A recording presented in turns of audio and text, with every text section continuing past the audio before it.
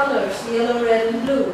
By combining these colors, one can produce the entire color spectrum and paint pictures which can arouse any emotion.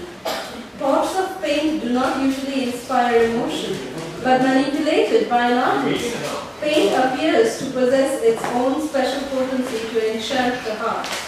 Similarly, the supreme artist, Lord Krishna, has expertly designed the material world using unlimited color combinations of the modes of nature to attract us to a perverted reflection of the spiritual reality and to entice us with its false charm. Although the living entity situated in a particular mode imagines himself to be happy, it's just illusory happiness.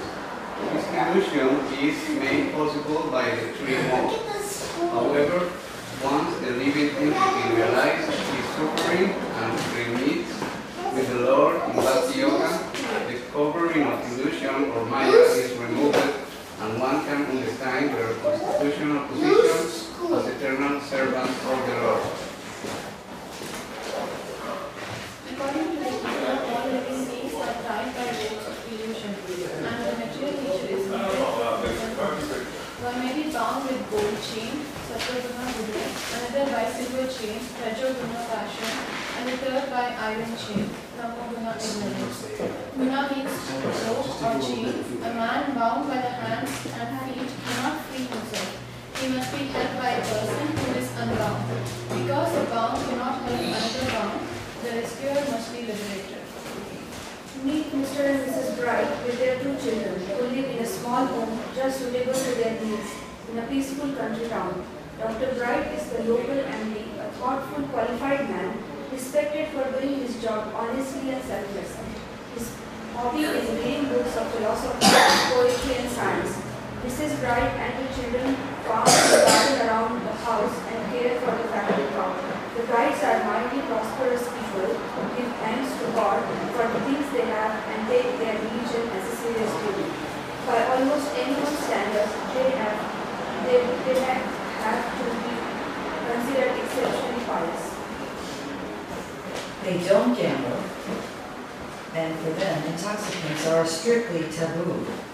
They don't smoke, and not to speak of liquor. They don't even drink coffee or tea. Dr. Bright has seen too many of his patients bring trouble to themselves through extramarital affairs. So he's always been faithful to his wife, and she too has always been faithful to him.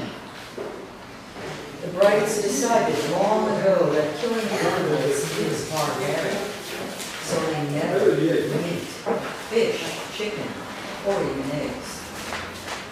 All in all, the Brights lead a clean, simple, and happy life. But the Brights are conditioned by a sense of happiness and knowledge. They are attached to their harmonious world. Therefore, they are bound to the mode of goodness. The Smith, by contrast, live in suburbia in a stylish home filled with modern inconveniences. Each morning, Larry Smith cooks down breakfast in time to fight traffic to the office. Yet he sits all day dealing with different headaches, as he calls them. A hard job, but worth it.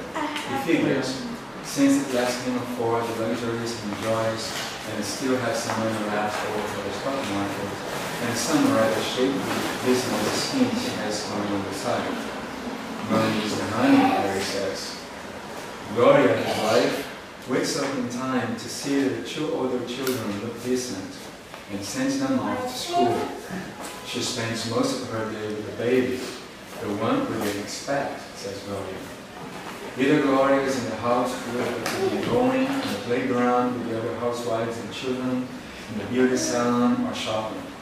On the weekends, the Smiths try to be religious, but it's more or less a social affair, since in fact, they generally disregard the guidelines of their scriptures.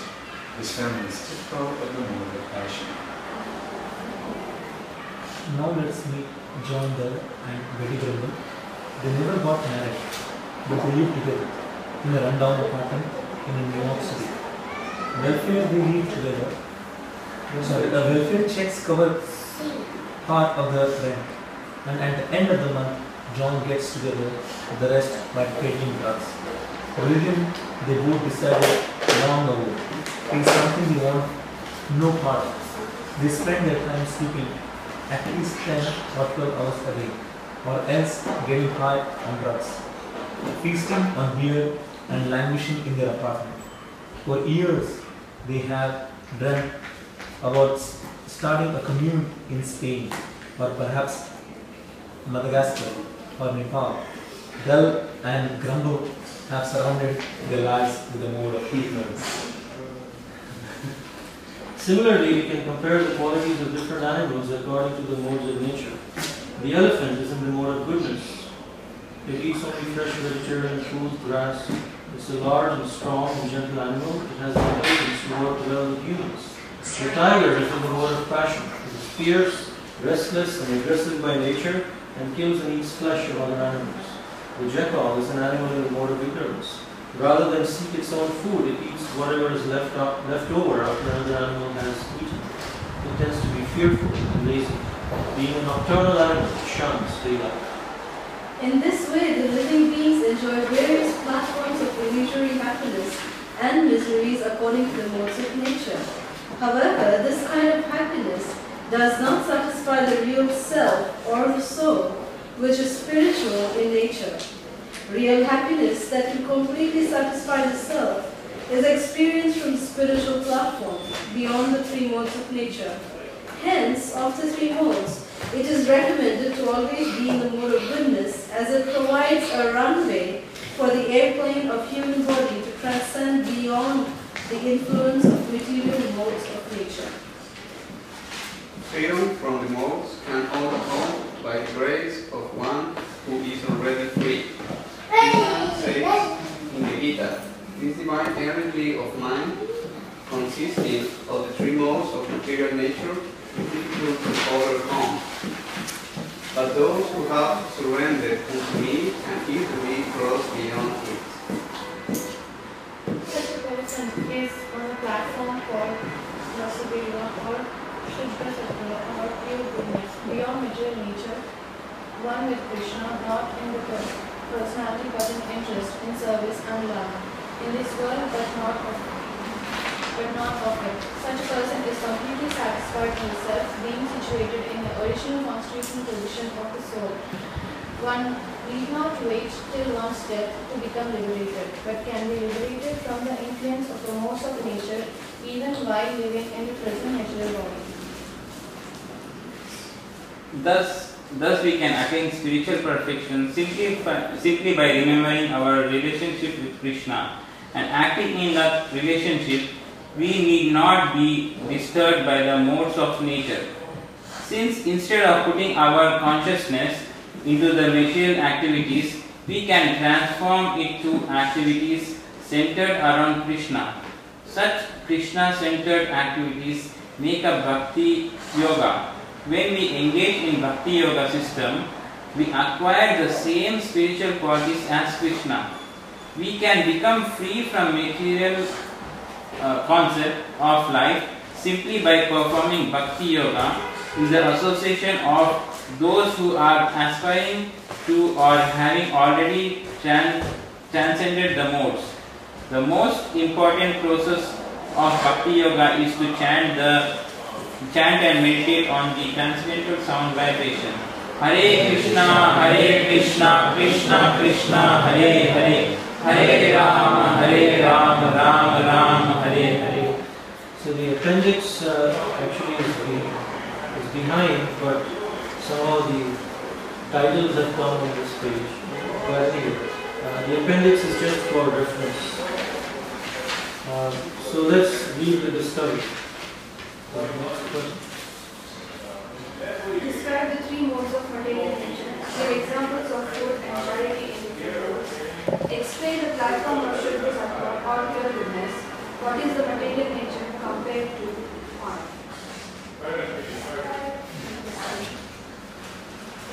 Understanding. The capsular, tired of long distance walk, kept his basket aside and slept off under the shade of a banyan tree that was full of a group of mischievous monkeys. After a while, he got up from his sleep and found his basket was totally empty. The monkeys had picked up each one a cap, and wearing on their heads, soon climbed up the tree. Discuss and compare the reactions to this situation by a person in the mode of goodness, action, and ignorance. 2. How can we become free from the influence of the three modes of nature, even in this present body? And 3. What is the advantage of identifying the modes that influence each one of us? Application. Discuss an instance when you feel that your activities were driven by the modes of material nature. Alright, so we'll take 5 minutes to just go over the answers to these questions individually in our minds, and then we'll discuss together. So just imagine that the 5 minutes are over because we are just demonstrating, we are not actually doing it. We'll, just for the purpose of demonstration, we'll discuss only one question. So you know what are the dynamics that go around and like that. So let's do the understanding number 1, understanding question number 1. Okay. So can someone, a capsular tired of long distance walk, kept his basket aside and slept off under the shade of a banyan tree that was full with a group of mysterious monkeys. After a while, he got up from his sleep and found his basket was totally empty. The monkeys had picked up each one a cap and wearing on their heads soon climbed up the tree. Discuss and compare the reactions to this situation by a person in mode of goodness, passion, and ignorance. So, if someone is in this situation, how would a person in the mode of ignorance react? I think you guys stay and run after the monkeys and try to hurt the monkeys. Okay, that's a good one. What else can that person do? So, what is the driving emotion then? I would say anger, but an anger that the person cannot control. It makes you go after the person who caused you harm, because sometimes you can feel anger, but you can't control yourself. But this is the case where he cannot control himself. That's very nice. Anyone else? What would you do? Yeah. Ignore that and go back. Ignore it and go back to sleep. That's more of ignorance. Yes. How else? Find a trick to How would a person in the mode of ignorance? Oh, the ignorance. How would a person in the mode of ignorance deal in this situation? Maybe he will eat the rest of the food that the monkeys throw out. The tree and he will eat. Okay, that's interesting. Okay, so how does the person in the mode of passion react? So basically you understand what the mode of ignorance is now, right? I think you curse the monkeys. You would curse the monkey, mode of passion. You try to retrieve the hats. You try to retrieve the hats. Okay, why would that be mode of passion? Because he's attached to his profit. Very good, yeah, that's a good point. So he'll try to get the caps back instead of whether hurting that person or not, somehow he'll try to get his caps back. Okay, that's a good point. You're gonna fight back with the monkeys. Fight back with the monkeys? Yeah. Okay. Alright, so you understand now what the mode of passion, how the people in the mode of passion they react. They are very much attached, they are always hankering, and they don't mind working very hard. Okay. So how does a person in the mode of goodness react? I think he would be happy that he was an instrument, so that the monkeys would have something to eat. The monkeys could have something to eat? Yeah. Alright, he'll be happy for them. How else would a mode of goodness You try to ignore and go back to like we okay, like what we can do, we cannot do anything, but let's try to find more somewhere, whenever I get it. Okay, that's how moral goodness could react. How else? Goodness is characterized by thoughtfulness. Yes. And so, I believe the original story. Yeah. So he took the cap off his head and he threw it down. And at that point, all the monkeys threw the caps down from the tree. He was able to. Exactly. There you go. So that is the characteristic of someone on the mode of goodness, because he's calm and thoughtful, he doesn't react, but he will see what is best in this situation. Yes, very nice. That's good. So that's how a person in the mode of goodness will be. So you get an idea of how mode of ignorance, the characteristic is that whatever they do is neither good for the other person nor good for them. Mode of passion is good for them, but may or may not be good for the other. Mode of goodness is good for the other person and good for them too. So how would a person in pure goodness react? We discussed ignorance, passion, goodness, and Shuddha Sattva. Pure goodness. You're chanting Hare Krishna.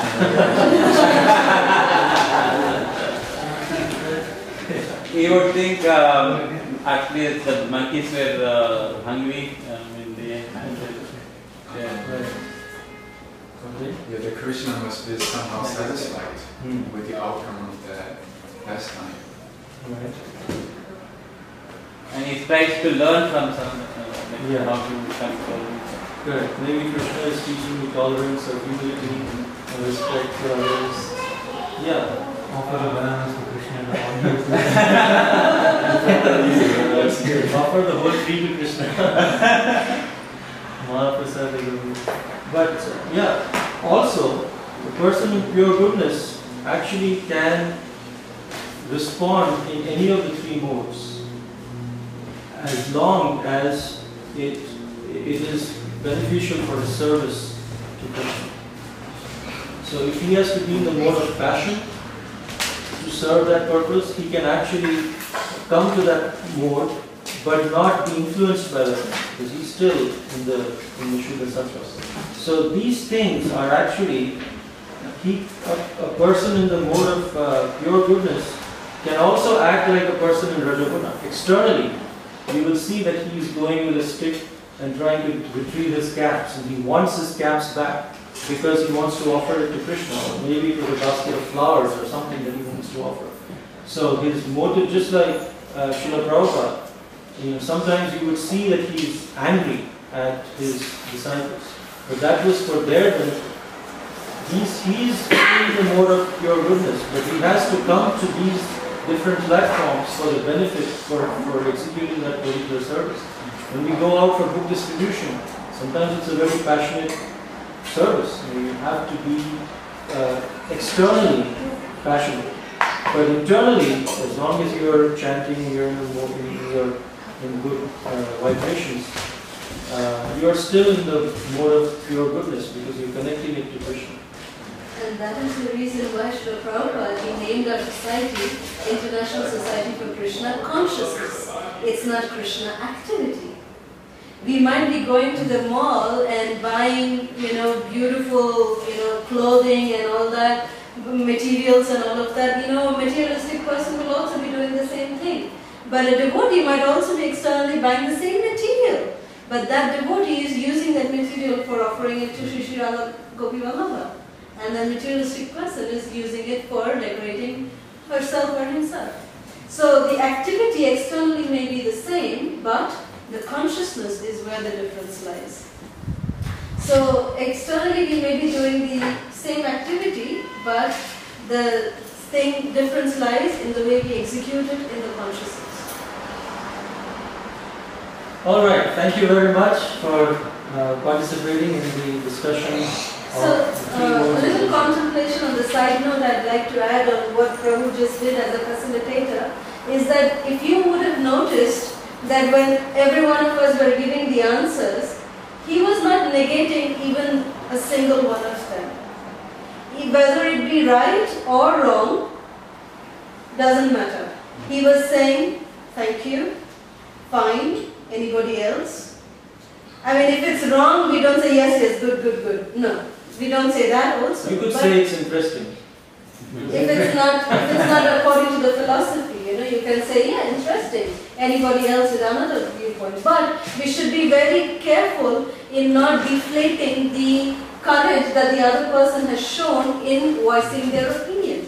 Because it takes a lot of courage to speak up, especially in a room full of strangers. So we should not deflate their confidence. We should not do that. We should encourage that. And therefore, even if they're going off, you say, yeah, very interesting point, and ask for others' opinions. So that was one thing that you can take a mental note of. And we'll discuss more of it tomorrow. tomorrow. Also, how the facilitator reacts to the first person who spoke decides whether others will speak or not. If the first person says something and you start cross-questioning and interrogating that person, how do you think it is like this? Why do you think like this? Well, but here it says something else, so how do you justify yourself? And then the other people alright, they just close themselves up. But if you're smiling and encouraging that, and at least encouraging a response, even if it's not 100% according to what the correct answer is, you say, interesting, does anyone else have any other viewpoint? Then people will start, okay, I can share, and it's okay for me to share. And then in the end, the facilitator has the platform to give a proper conclusion, a Krishna conscious conclusion. So wait for your time. By then they are receptive. Okay, this person heard from me. Now I'll hear what he has to say. And typically, if it's a combination of all the viewpoints, such and such person said like this, and this person said like this, and therefore, and so in 5 to 7 minutes, we have covered one question. We move on to the next question. So typically the 45 minutes that have been allotted for the discussion is good enough time to cover all of these questions. But sometimes if the group is very, very active, if you have a lot of questions, sometimes it could be on the same topic. The facilitator can't say, oh, it's off the topic, so we'll take it next time. You can't say that also. It is in-topic discussion. So then when you run out of time, then you say that we'll take it, we'll complete the edification next time. Alright, so it's 1 o'clock, 1:05 actually. Only one question. What if they say something like, how do we correct them or not? How do we put the right one, the correct philosophy? Because even though in the end we might say this is what it is, but they still get stuck to the old one and they don't want to really leave that. Yeah, it's okay to, the point is for them to understand it themselves. If we try to convince them and they feel that we are trying to convince them, then they'll not be ready to be convinced. But if we have to create an environment where they're thinking for themselves, and sometimes you have to let it go. It's okay. As long as they come back again, eventually they'll understand it. You don't have to, convince them right now. And you may, because there is an expression, you may win the battle and lose the war, something like that. So even if you convince that person, you win the battle, next time he won't come. You lost him. So what's the whole point of convincing him when now he's no longer going to come? Rather, you concede a little bit and you be nice to him. But you're not agreeing with him. You're not kind of compromising. But at the same time, you're not rude about it. Then he will also respect and think about it. Then he'll come again and again. I like it. I'm not convinced with some things, but I like the group discussion. Maybe I can learn something more. And I'm willing to share also. In this way, they are sharing their things also. And that's a very important thing for people. Is to, you see Facebook, Twitter, all these social networks, why are they growing? Because people have this need to share. They really want to share, and you give a platform for them to share in a nice way, Krishna conscious way. They'll drive 100 miles to share what they have to actually speak. But if you ask them to drive 1 mile to come and listen to what I want to say, they'll be like, oh, well, I don't know if I have time. So it's important. The real preaching starts after the program. During the discussion, during the program, you're listening to them. It's more about listening. And you're gauging them also. The servant leader, the facilitator, gauges the levels of the people that, because when they're talking, you can estimate, okay, this person is at this level, this person is at this level. Then, after the program is when the actual work starts by the facilitator. And that we'll discuss in the afternoon session about follow-up. How do we follow up? It's not like we just meet them during the program. We should have some kind of touch in between the week also. And at that time, we can actually address them one-on-one. And maybe if there are 4 devotees and rest are new members, we can assign each devotee to follow up with different members like that, rather than one person doing the whole thing. But that time is when you actually preach and start addressing their things. Then eventually you'll see when you build that personal relationship, when they come to the program, they become very submissive. Then actually after a year, 6 months to a year sometimes, as early as 6 months, they would now want to listen to lectures. They would want to listen more and more, because now they've got it out of the system and they built that level of trust and stuff like that. And also again, the key is being friends with them. The more you're friendly with them, the more they're going to open up their inner things to you. And you'll be able to, get across to them, really reach them, so to speak. In a lecture, that is not possible. When you're giving a lecture, then you cannot know where the other people are coming from. You have to have some, in a discussion you can actually, and the same edification you do in different groups, there will be different outcomes and different discussions. No 2 discussions are the same, because the people are different. Alright, maybe we can discuss, thank you very much. We'll discuss more during Prashant. If you see there is someone new, you come and you talk to them, you tell them, because they have questions, who is this, so we explain them. We give them again the temple card, we give them the information, whatever it is. Sometimes we give them a Bhagavad Gita, and we have contact details is there, so we ask them to put their name and they are added in our announcement. Okay. Alright, so Temple visitors. That's nice. Hare Krishna. So that's good. That's a good approach, where you are reaching out to them and giving them all the contact details. Actually, So we'll see later how to cultivate them. So the first is temple visitors.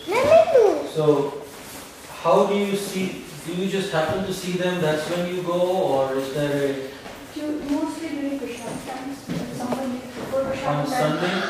Yes, Sunday and Wednesday. Okay, Sunday and Wednesday. Would you like to sit up? Are you comfortable there? Sunday and Wednesdays. And is there a welcome booth like that, or just anyone goes and talks to them? And there is the Sitaram Prabhu who was here. He's a son, so he always approaches. He's already here almost all the week. He's someone who's sitting in the contacts. Okay, so is there any way that you take down their contacts? Yes, we have a book there, and then we have their email address, and then we ask them to and then we add their email address. So they get the announcements what's happening. Okay, so you will say that what is that book you call? The content you have it in the entrance. I think so. I don't know. Visitors book. Yes. Yeah. Okay. What are other ways that you contact general people? Other ways, book distribution, right? Book distribution. Harinam. And in offices also, friends. Festivals. which means festivals at temple or outside? Both. So temple festivals and outreach events. Yeah, there are so many festivals in Boston. Not only India, but even the Western. Public festivals. So how do you participate in the outreach events, the public festivals? Generally, we have there's Nitin who's in charge of book distribution. We have one, yeah, Nitin. He's in charge of this. So he organizes a table, and then through that book table, like, we reach the people. So they come, either they come or we try to reach them later. Because if there are more devotees, then they try to spread that out. Do you have a prasadam table also? Yes, it's a small table, but we try to accommodate everything. Okay. It's in that. Do you have hina along with Yes, it? yes. We do hina and we give cookies, prasadam. We have temple cards and That's good. You wanted to say something? temple cards and hina. Oh. Okay. Outreach events. Or in offices, you were making a point about Yes, offices? in the office, like colleagues. So how do you reach out to them? Take prasadam from there. So there are some Okay, courses, so- okay, prasadam from here. Yeah, and prasadam maybe we next day they like the prasadam. Okay. Bhakti Vriksha.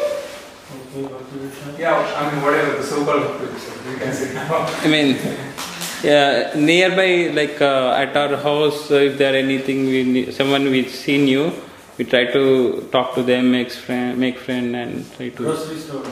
Yeah. We have outreach through grocery stores. Okay. Restaurants, grocery stores. You mean a book table outside them? Exactly. We How have. about Whole Foods? Do you have Whole Foods? We do have. Do you do any distribution there? No, we didn't try to get in touch with them. They are good. Yeah, but Their same, their philosophy is the same as ours. we do not get direct through that. Yeah. We You only can ask want. Nitin to contact them, and also Walmart. We only got one Walmart, and it was a long time. But I think some stupid mistake, and then we lost it again. Okay. More aggressive. Someone was aggressive. Yeah, I don't know what. So Walmart is that for book distribution? They allow bake sale. Okay. For non-profit organizations, they have a system called, they can allow a bake sale. That's how they have in Houston, and this is what a system all over US. So what they allow is they allow you to do a book bake sale, but you can do a book table along with it. But your main front leg should be a bake sale. That you're putting up a bake sale, and then you can show books only to the outgoing customers, not the incoming. Oh, okay. And once a year, Walmart matches whatever amount you make. Ah. They do that. Yeah. So once a year they do that for any non-profit organization. It's part of their policy. Once a year, one day, or like, what does it mean? You can do the whole bake year. sale once a month. Okay. You can do the bake sale once a month. But once a year, you can choose, whichever one.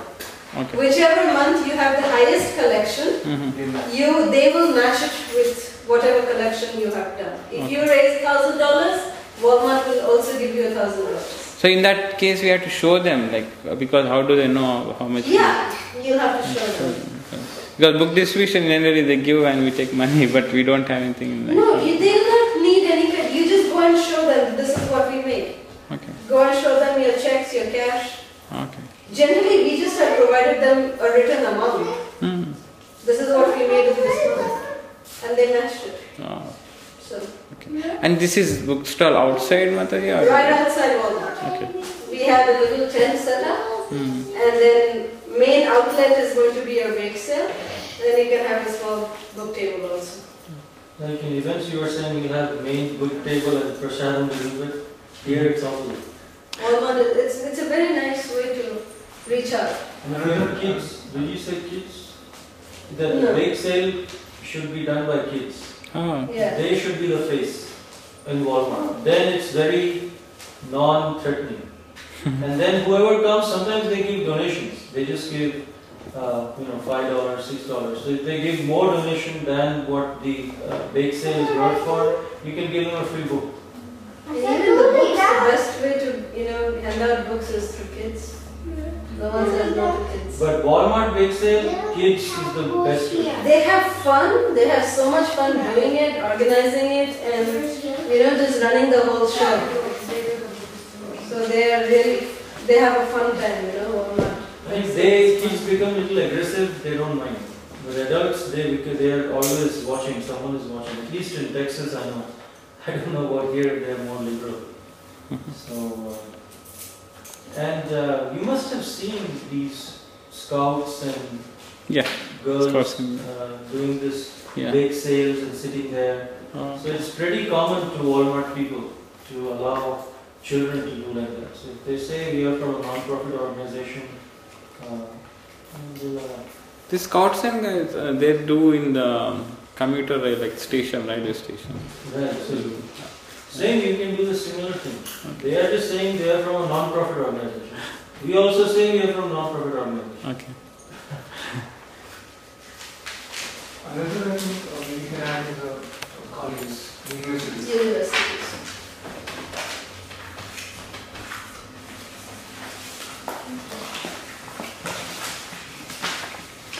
This is a major outlet. Actually, in Texas, there was nothing called Hindu chaplaincy. They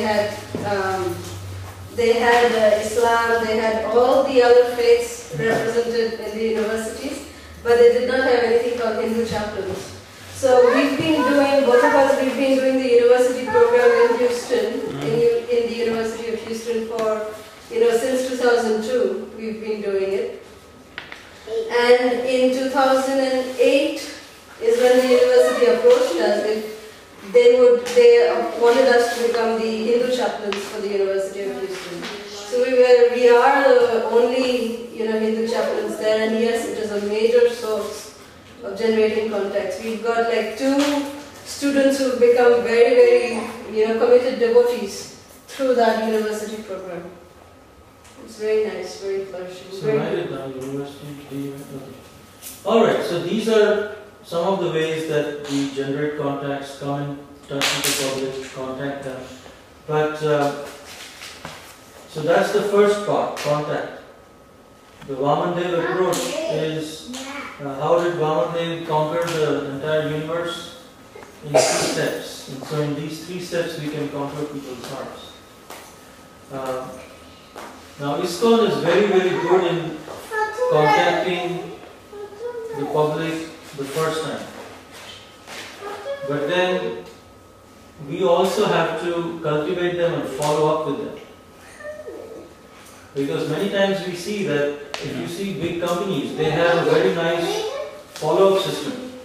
Once you go in their database, they will keep in touch with you in multiple different ways. And that's by taking down contacts. Do you do in any of these festivals, have you tried taking down the contacts of the people yourself? Yes. Okay. And then what do you do with those contacts? Like meet them personally, like very informal way, post, try to develop some relationships, and then see if you can through that relationship, if you can invite them to some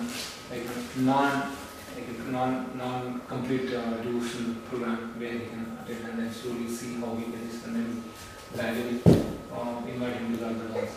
Okay, so how do you meet them? So can you, for example, can you give an example of one person that you met or anyone met and how that whole thing happened? Yeah, I remember, I think, where we met in this vegan food festival. So we were talking to him about this particular where we do meditation and all that stuff. So he got interested in that.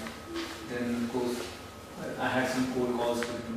I was just talking to him since he was a student. And then gradually we happened to be from the same college, in the college where we had some outreach. So then, since that was completely it was very neutral. So he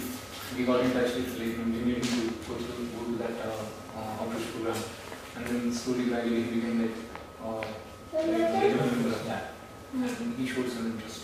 Okay. So that's there are also very like just one example which I could think of, but many other examples where we meet in some stores offline, and you just happen to meet him and you just give something, and then he exchanges some, when you talk to him, then they exchange the contact, his telephone numbers, and then again you talk because the interests are the same. He likes, because they generally like to talk more, and then you keep doing some few more times, and then when you talk, then they develop a desire to meet, and then they meet, and then they meet, then again connect to something like that. So seeing this information, then connect to reach out to them, he's used to do it. This is how you are place. Very nice. That's very nice. That's exactly what we're talking about in cultivation aspect of it. Is we should try to get their contacts also. In many places we have seen that devotees going out on book distribution, they don't take any contact cards. They just distribute books, and their focus is on just getting as many books out as possible, which is okay. But at the same time, if you can get the contacts of interested people through those books, you can actually diffuse the time bomb much faster. Prabhupada's books are like time bombs. But usually it takes 1 year, 2 years, 10 years, sometimes someone reads a book. But if there was a continuous follow-up or a system of follow-up, then it would help much faster. So what we recommend is something similar. In the events that you go, either temple visitor or book distribution, Harinam, Jagannath, Rath Yatras, all of these people, you can say we have several events on Bhakti Yoga, meditation. If you would be interested, you can share your contact details and we can keep you posted on future events or gatherings. So many people are hesitant many devotees are hesitant to ask for contacts during book distribution, thinking that how will the other person respond, no one will be ready to give me their contact. But that's not true. I personally have never had any rejection in terms of taking contacts. Especially it's all about how you present it. If you just give them a contact sheet, they'll be like, I don't know. But if you tell them what this is for, why we are going to present it, if you have a good format, a simple format, but just a simple format, but it's good enough to give. It's not detailed so that they have to spend half an hour to fill that whole form. But if you just get name, phone, email, and we also have this nearest areas. This is where we have our Bhakti Vriksha programs. Based on geographical locations around Houston. So that's a nice one. So, even here you could have the same thing, like when you have the future Bhakti Vriksha programs, based on the different geographical areas, you could have this column. So then it's easy, so when a person, say, clicks here, he says, okay, I'm near Sugarland. So then this particular contact is directed to the servant leader who is at this area. So the contacts are very much directed that way. And a very important part of getting a good contact is make sure that your contact sheet is not empty when you start off. Because then people will just fill in their name and email, or sometimes they'll just only fill in their name and these two columns they'll not even fill in. Whatever the first person has written, that's what others will. Tendency is to follow that. So we lead by example. So fill in some names of devotees, your own family, or some other devotees who are on the book distribution or contact. Just fill in their names fully like that. So they know that yes, they have. People have given them. Two people have trusted these guys, so I can also trust them. So it's also a matter of trust. That's another thing. And the nearest area, and then this sheet, if you have a software, I don't know, we are trying to work on a contact database software, which we can actually sell to the temples, and they can actually enter all these contacts there, and then you can have a workflow where it can be assigned to each of these devotees. And then they can, once they have followed up and called the contact, they can enter the comments and complete their task.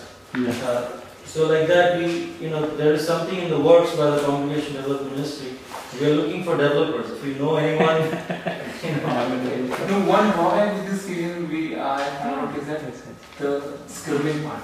You miss one letter, and then you got. Yes, that's the reason That's why it. probably we are nowadays using our laptops. We- Or iPads, that's maybe much that's more better. easy. Yeah, show them and then. Yeah, iPads with nowadays technology, it's a common thing. It's not such a luxury as we know it to be, But if you have your iPads and the same thing, that's what we've done now in Houston, because the scribbling part was a major setback for us.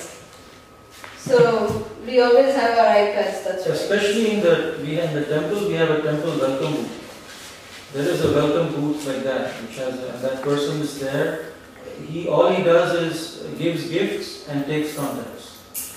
So in the temple, after Sunday feast, it is announced, whoever has come first time, please rise. Everyone rises. Then we ask their name and everyone welcomes them. And then we tell them that when you go for prasadam, please collect your gift from the welcome booth. And when they collect it, then that person gets their contact details also. And there are other people also. The best place for welcome booth is near the prasadam line. No other place works good.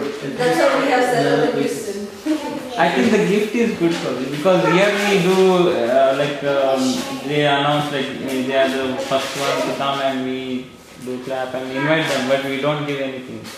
We don't take their contact details. Yeah, just a small book, as a gift. It doesn't have And we to be just too here, what expensive. we do is we take one Maha garland, because we don't have so many Maha garlands to give to so many new people. So we take one Maha garland and one flower from there.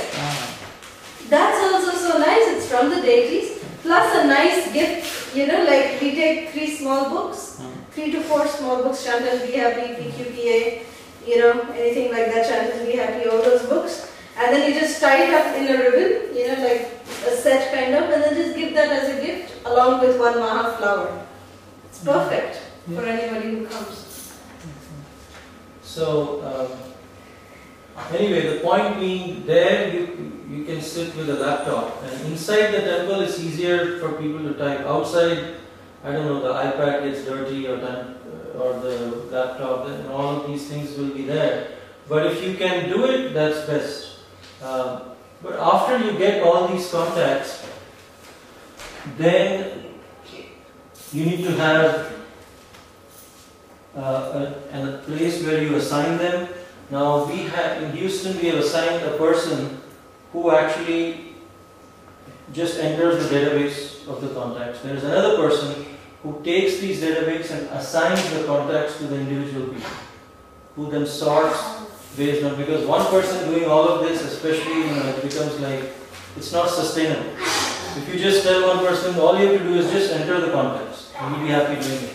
If you tell them enter the contacts, sort them, assign it to people, he may do 1 week, 2 weeks, then later he'll say he's too busy. So there is another person who goes in and assigns the contacts to the servant leaders, the Bhakti Vriksha leaders in that area. Wherever they mark X, right, in the nearest area, that's where he will assign.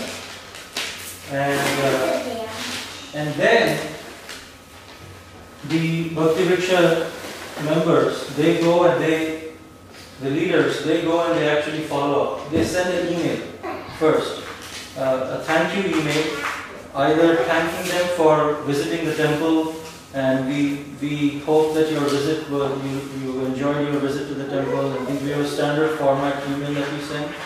And then we tell them about the self-discovery program in the area. So sending that standard format email doesn't take too much. You just have to copy paste but make it personalized. Write their name. Just have to change the name and your name. Everything else is the same. And if you have any questions, maybe you can give your phone number, email ID to whatever extent you are comfortable sharing. So these 3-4 things you change in the email and send it out. Then either they respond. The Westerners respond to the email a lot, but Indians, they respond to phone calls. So we do send an email first, and then during the week we make a phone call. One email, one phone call should be good enough. More than that is too much pressurization. So, yeah, pushing them. If one email goes to them And then when you call them, they remember, I had seen this email and thank you for this. And, for Indians, it's best if you start with a children program. You know, if you talk to them about children program, they are more excited to come for that. And then through that, they can also come for this. So if your Bhakti Vriksha group has a nice children program, that is a priority. It's important you focus on that. That's a good selling point. That's a good place where, sustenance point also. So try to, now we see that if you get contacts through that, through the temple visits and other things, those are good people to come for Bhakti Vriksha program. Our Bhakti Vrikshas have grown simply by this following this formula. Then friends of your members. If your group members like the program, they will want to invite their friends. If they don't want to invite their friends to this program, that means there is something not good that they are liking in the program. Because if they like it, they are willing to stake their reputation to their friends. You won't invite your friend to something which you don't feel comfortable with. So anyway, but if a friend comes, he's more likely to join the group because that trust is there. Because there is another person in the group who is their friend. So that trust is already built up. Then the other is temple visitors. So we have seen success with the friends first. Second level is temple visitors. Because if someone has come to the temple, they are interested in spiritual life. So you'll get more response from them. And then after that, outreach events or book distribution or the other events, we get response. But to expand your Bhakti Vriksha group, first friends, temple visitors, outreach events, like that. It's said that a sane person has at least 21 known people. Otherwise, he's not sane. Friends, actually, it said not known. Right, but they need not be close friends. You may have one or two close friends, but at least you can call them friends like that. So you can tap into that. You can ask. Sometimes we ask our members that in this quarter your assignment is to introduce one of your friends to the group. He may continue, he may not, but at least introduce them. If you have 10 members and if each member introduces one more, there's 20 in 3 months. If you have 80, it's 160. So you can see that it has a lot of, and it's not a big assignment to introduce one of your friends. Out of 80, or say out of 80, usually you'll get 10% success. If you get 10% success from contacting the first level people, it's a huge success. So set your expectations that way. Don't expect that you'll get 100% of people whom you contact would be coming to the program. If you have 50 contacts in your database, if 5 people come to the program from there, it's a good statistic. It's a good turnout. And just see, in 3 months, 5 more people, or 6 months, 5 more people, become devotees. Yeah. It's not by one group. If there are 3-4 groups, you have 20 devotees in 6 months. There's 40 devotees in a year. It's a huge thing. Next year, any Maharaj comes, he'll say, wow, where are these 40 devotees coming from? It's at least better than what rate we have in most of the temples today. So, as many more, that means as many more contacts you have, that much more chance you have. If you have 100 contacts, you can get 10 people to cultivate, who will respond actually to you. Probably one question too. So, like you said, we need to have database and we get all the names with different areas, like who are close to. But how do we get a one centralized place? We have all these contacts. Like, is there any place in the temple who does that leadership, or how do they contact? You have to assign someone in your congregation, or just send them to. Okay. Maybe the book distribution coordinator, if it's too much for him, then assign someone who doesn't have much service. Okay. Just tell him your service is entering the database. Okay. And all the people, all the book distributors, all the contacts anyone gets, let it be sent to him. Okay. And that person will enter into, you can use Google Docs. We have Google Docs for each. We have a software, but then from that software to assign the contacts for each group, we have separate Google Docs spreadsheet. And the Bhakti Vriksha coordinator, the Bhakti Vriksha director, his job is to make sure that all of the members are following up. He has to follow up with the follow-up people.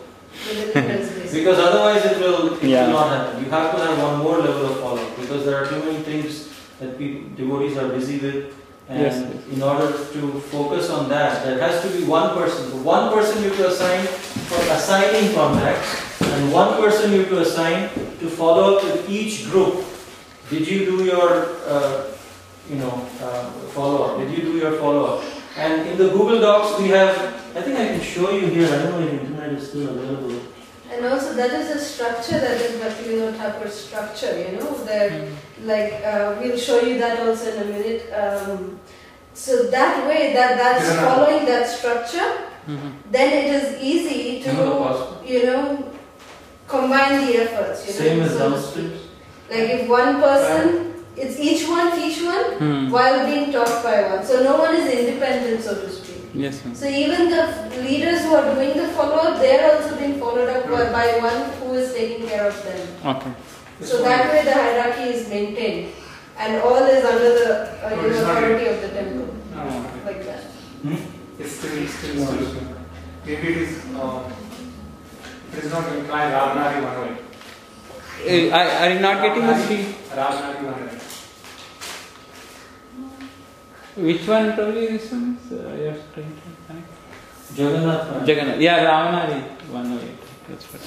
Anyway, Krishna 108 is different one. The point being that in the Google Docs you can have the same thing as here, name, phone, email for each group. So this will be a contact sheet for Northwest group, for example. So you have name, phone, email, and then assigned person, name of the person who's assigned it to in that group. Because in one group we have 2 or 3 people who are the follow-up people. Tomorrow, I think today only, we'll see roles in a Bhakti Vriksha group. So one of the role is welcome coordinator in the Bhakti Vriksha group. So you have to assign one of your members because sometimes you may be very busy. You may be busy and you may not have time to follow up. Even though you have the desire, you may not have time to...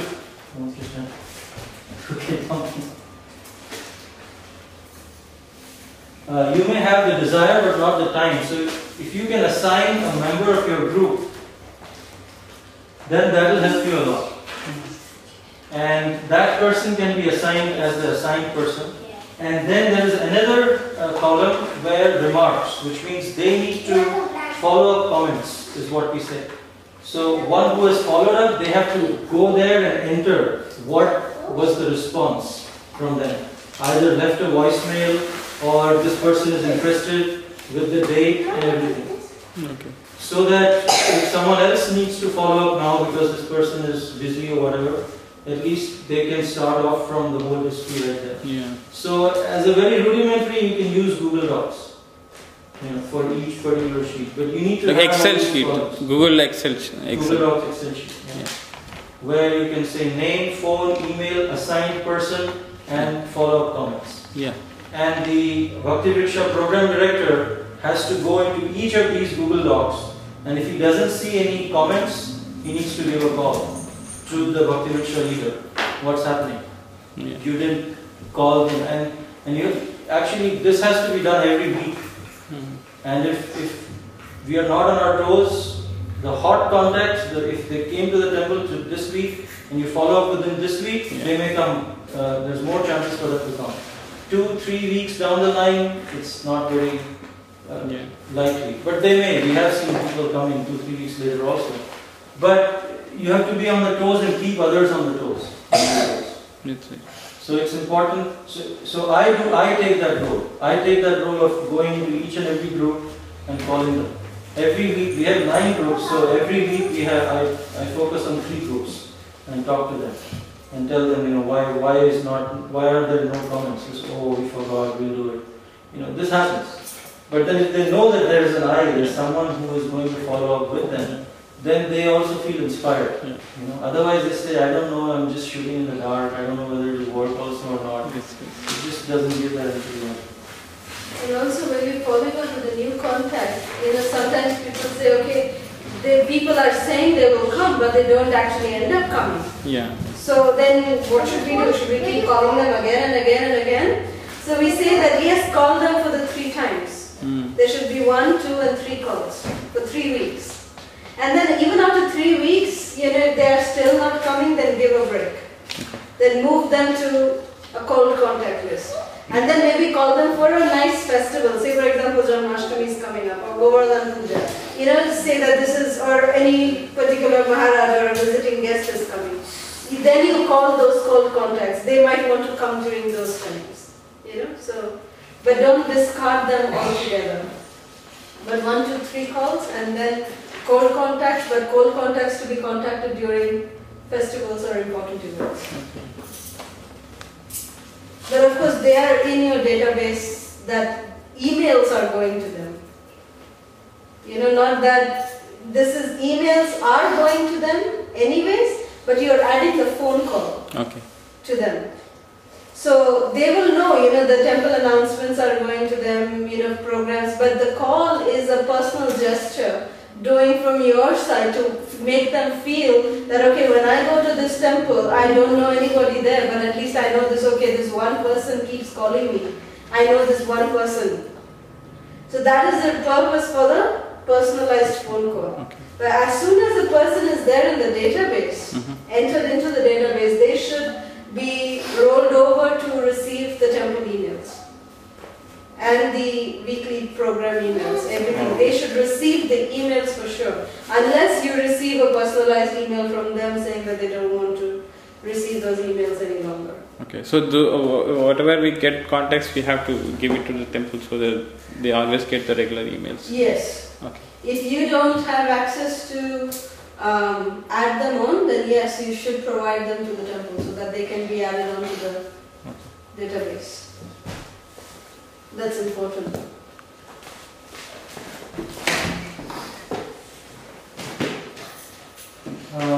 After, like you said, three calls, what if he doesn't come and then we keep sending emails, or you have to still call also? So it's been a while, we have been sending emails and it's still not coming. That's okay. They are still receiving the emails. But do you still have to call? You can call them, as I said. After 3 calls, you give a break. Don't call them after 3 calls. Like 3 consecutive calls, 3 weeks. You don't call them after that. But then you call them maybe, for an important, like in our Vaishnava Sampradaya Prabhu, every month we have big festival. Or some visiting guest. Something like that is always there. So call them for those events. So maybe, after the 3 weeks, 3 consecutive calls, maybe call them the next month. Give them a break of a month. And follow up with them again. Hey, how are you? It's been long since we touched base. How are you doing?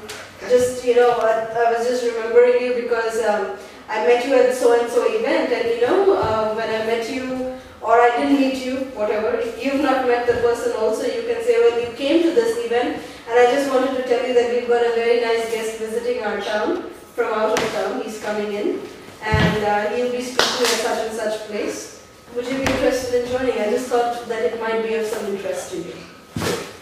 I just remembered you. So that way you're, again, hitting him there.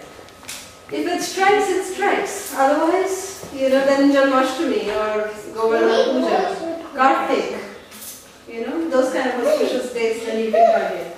We've got a lot of successes based on those kind of important dates. When we call them up, these are called sleeping contacts. They kind of wake up yearly and they tend to visit at that time.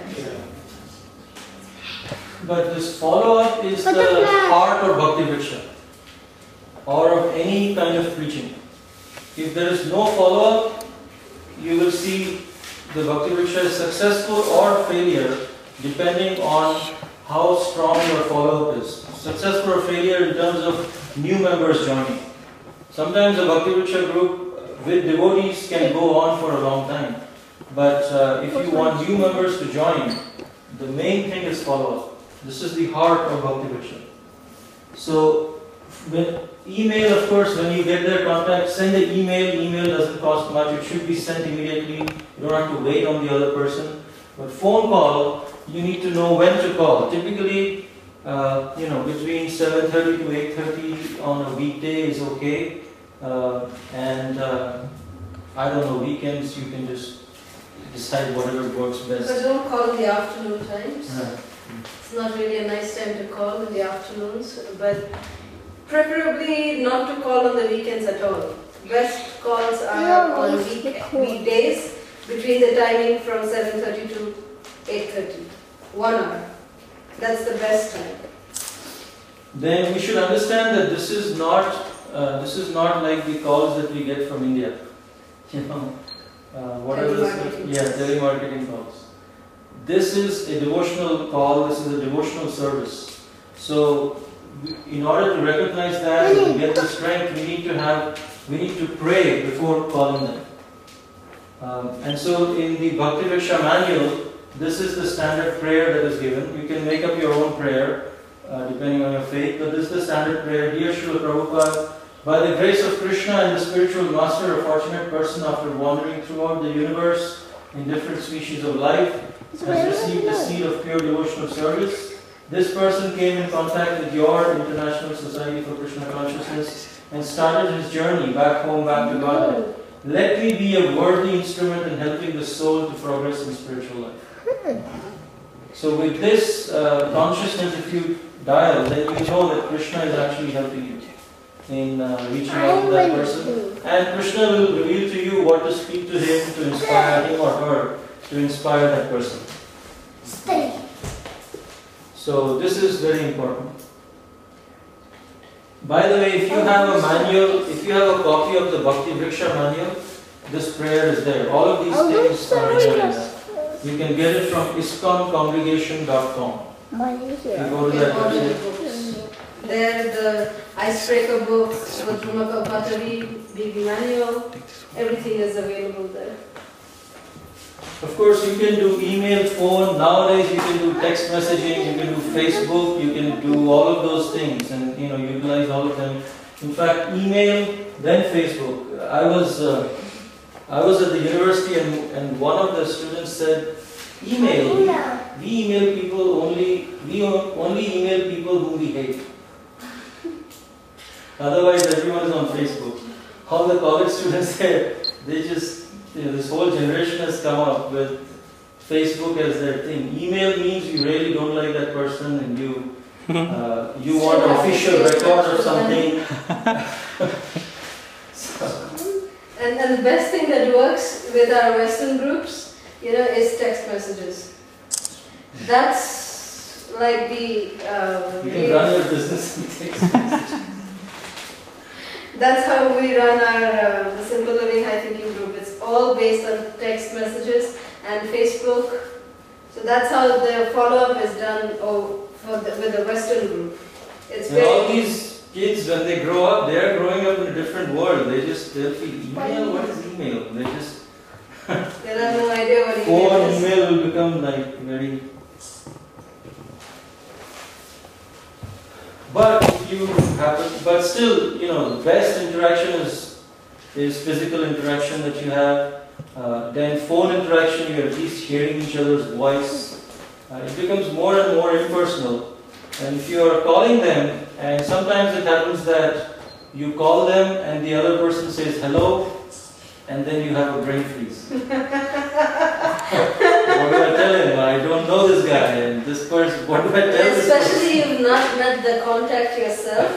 Like especially if another book distributor has got the contact and you're calling a totally not known person, total stranger. What do you say to such a person? So we have a standard script before we go to the phone. We have the standard script which you can keep in front of you, which will help you over at least 2-3 conversation lines. And that also will, all of these things we'll give it to Prabhuji, and he can share with all of you, all the material that we have.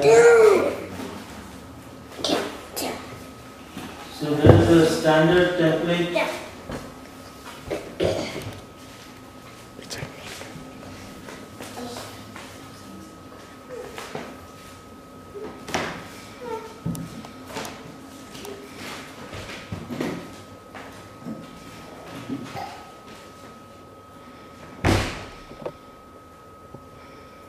So this one also says the same thing, but you can use this guide. I am a representative of the Hare Krishna Center. You can say center or temple or whatever you, cultural center or something. I wish to thank you for your visit, or if you have for the book distribution event or outreach event.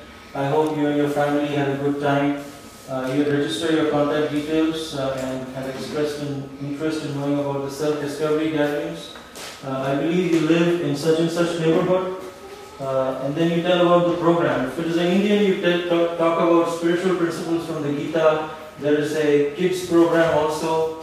So this is a script which you can refer to and speak in your own words. Then the other person will ask, what time is the program? So don't just give all the information right up front. Try to have some conversation. Then you tell them what time it is, and we have a Yahoo group where we send invitation, address, and direction. Since you gave your contact details, we've added it. So each of your group should have an email list, a Google group or a Yahoo group. You all have that, right? So add them there. If you have received their email, you can directly add them to the Yahoo group or Google group. It always has the unsubscribe option. If they don't like, they can unsubscribe. Rather than asking them, can I add you? If they gave you the contact detail, means you can add it. So you can receive the invitation and this thing. So then, after 2-3 lines like this, you can then continue the conversation. They'll ask you some more questions. Keep it just 5 minutes, not more than that. Otherwise, people get, jittery.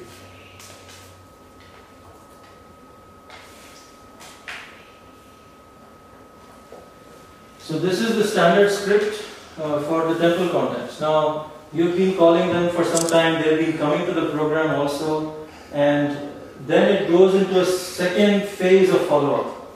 The first phase of follow-up was you were strangers and you were just trying to invite them. Now, after some time, you know them, they know you, but you still have to keep in touch with them, because remember what we said, the real preaching starts after the program. So this is what Radha Gopinath Prabhu from Chowpatty, you know Radha Gopinath Prabhu?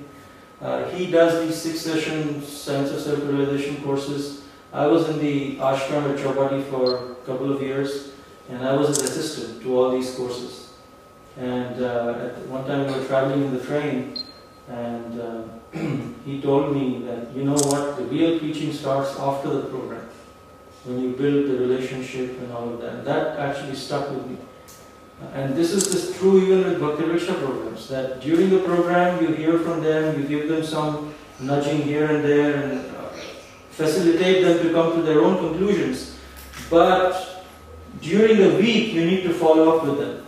Even the members who have come, to follow up with them, basically to build relationship, and to, at that point you can answer some of their philosophical questions also, and things like that. At that point, in the second phase, when you know the person, you can use, and you have a brain freeze, then you can use FORM, family, office, recreation and mission.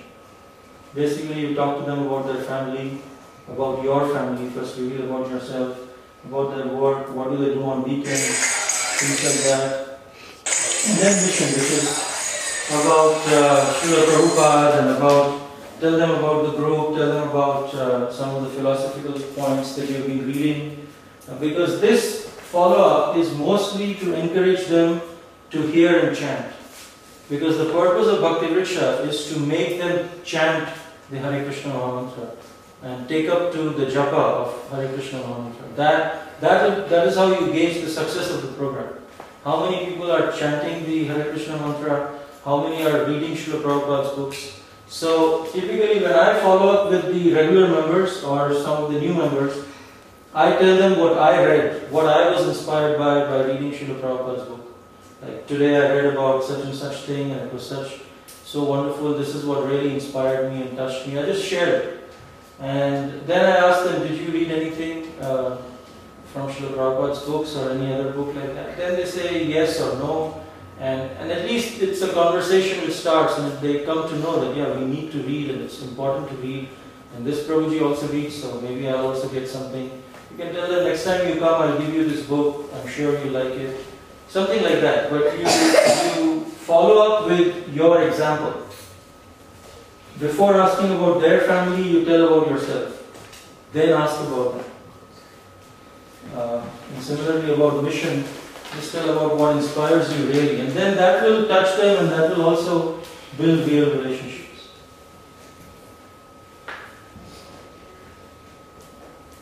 Another way of follow-up is visitation. You want to talk about visitation? Yeah, like say for example, this is for members who have been coming to our group for at least 1 or 2 months, you know, like, and we're trying to build a personal relationship with them. So, you know, if we know that certain families or certain members, they have some philosophical setbacks, so to speak. They're like adamant on certain points, and you know, they bring that out, they tend to bring that out in the group discussion. So a good way to diffuse that would be to invite them home, apart from the home program, from the Bhakti Vriksha. Invite them on another day, just for prasad, just that family, and address that issue with them on a one-to-one basis. You'll see that it really seldom helps. So when we first invite them over to our home, they will also naturally feel to invite us to their home. It's a natural process. And that also is a way to follow up with them. And you know, like sometimes if they have not been coming, say sometimes the lady of the house doesn't come, the husband and the kids are coming. And you know, you're following up with the lady, but she's probably sick or something. So then you take the trouble to go and visit them. How are you doing? You know, is there anything we can do? Take prasadam and go and visit them. So it's best in today's day and world to do it over a phone call, make an appointment and then visit. Generally in Vedic culture, atithi means no tithi. You know, that's atithi. That anyone who comes and shows up to your home, rings the bell, they are atithi and they're supposed to be welcomed. But nowadays if you do that, we will be the ones who are surprised. And you know, so make a call and let them know that you want to visit them. And sometimes they also want you to visit them because they want help in setting up an altar in their own home. So they want to, you know, imbibe the same tenets that they are seeing in your home. They want to replicate that in their own home. So for that also they would want you to visit. So in this way, the visitations, you know, apart from the programs also are considered to be like follow-up.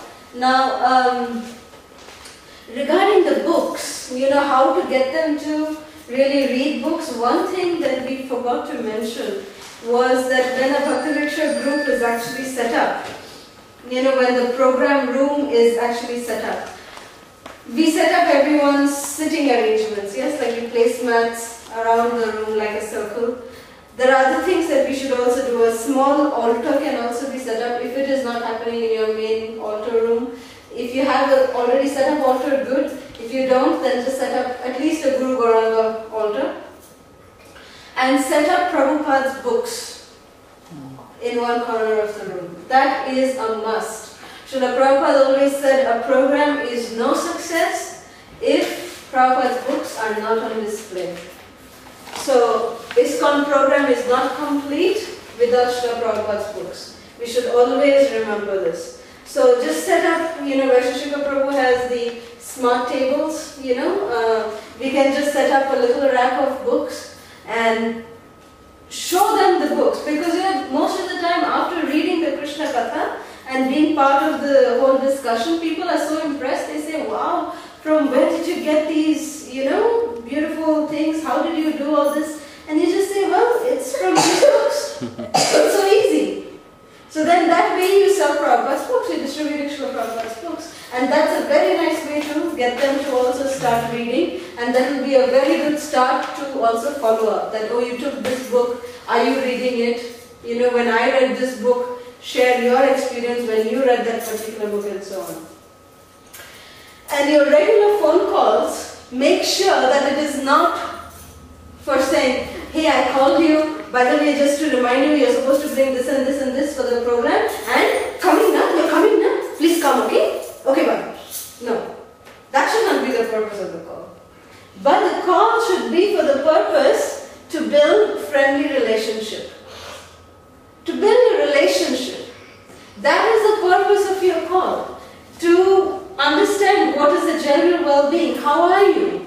Nowadays in Kali Yuga, it is very rare to find people who just take the time to ask, how are you? We don't find that. Everyone is so busy and so self-occupied, we don't find people who are asking us this about this general well-being. We want to be asked this question. We want to answer, yes, I'm doing well. But, and then, of course, health during sickness, we already discussed that. And, the success of your phone calls will be when, before you hang up, you'll say, okay, then, very nice talking to you today. You take care of yourself. And then the member will say, yes, Mataji, I will look forward to seeing you on Friday. When the member is saying that, yes, I will make sure I will come, I will see you on Friday, that is the success of your follow-up calls. When you are no longer asking them, you're coming, no, you're coming, no, no. When they are saying, yes, we are coming, that is the success of your phone call follow-up.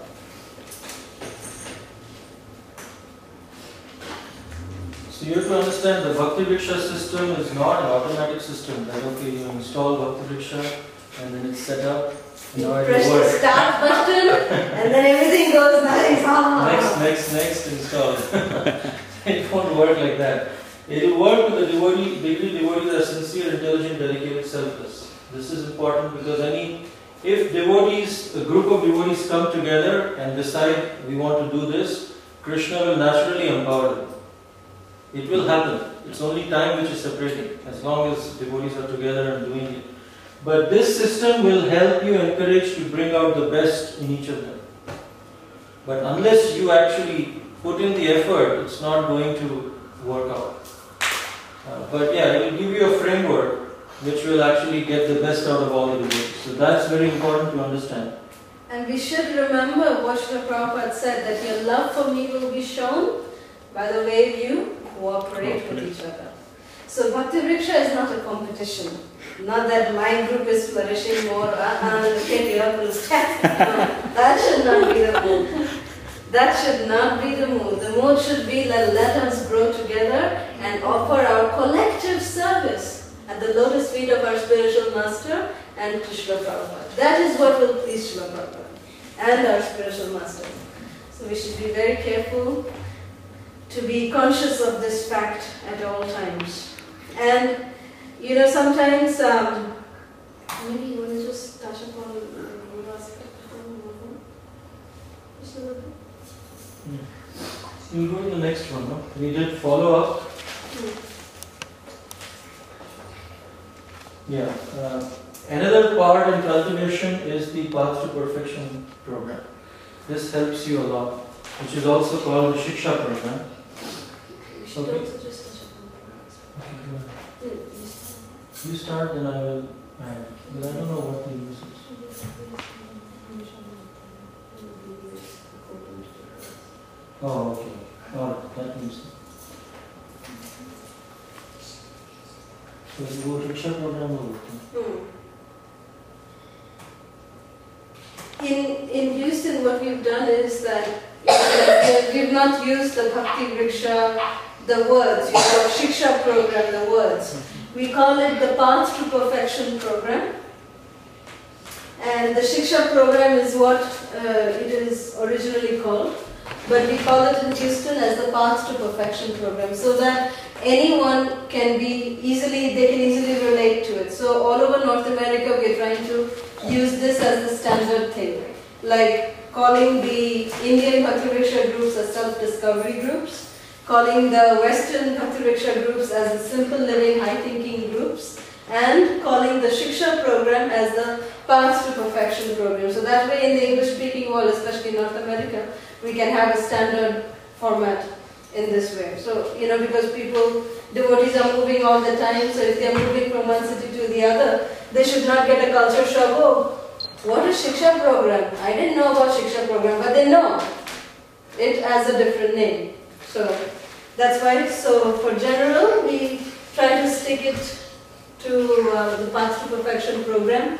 This is the major way that we try to help to cultivate the devotees' growth by recognizing their chanting and their spiritual standards, by recognizing and awarding their spiritual growth. And it also helps in consolidating and increasing their spiritual practices and to identify who is serious in advancing in Krishna consciousness. It's a very nice standard format.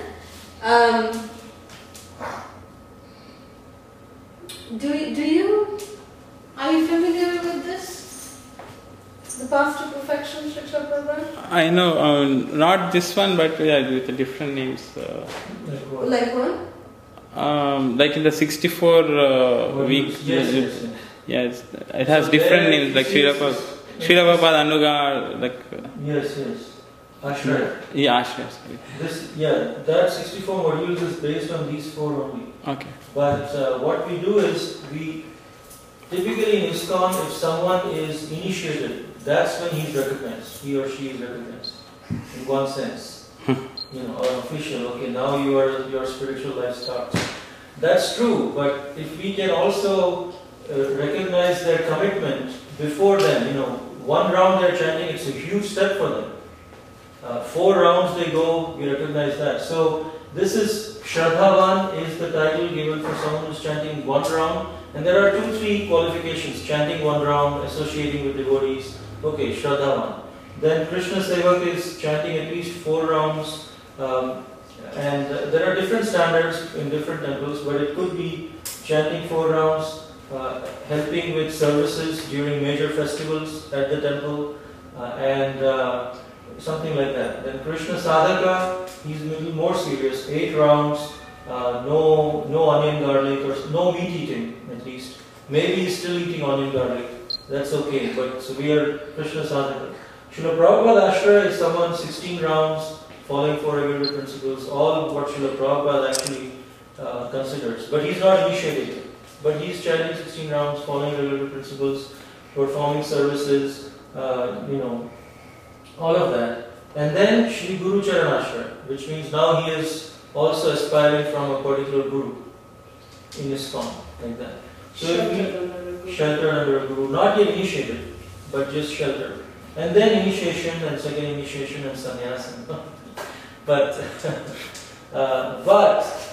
if we can also recognize them this way, GBC has approved this 10 years ago, basically. That yes, for all temples to follow. And we'll see some of the other organizational reasons, because some of the Gaudiya Math, I don't know if there is a Gaudiya Math issue here, but in many temples there is a Gaudiya Math issue where they come and they just initiate immediately. Even if you're chanting 1 round. 4 rounders are initiated. They are initiated. Right? So if we recognize them here in a ceremony on Sunday feast at the temple, we are not giving them initiation, but it's recognition, right? And they feel that they are part of the community. We give them certificates and gifts. A gift bag is given. Based on the 5 levels, they are given different gifts.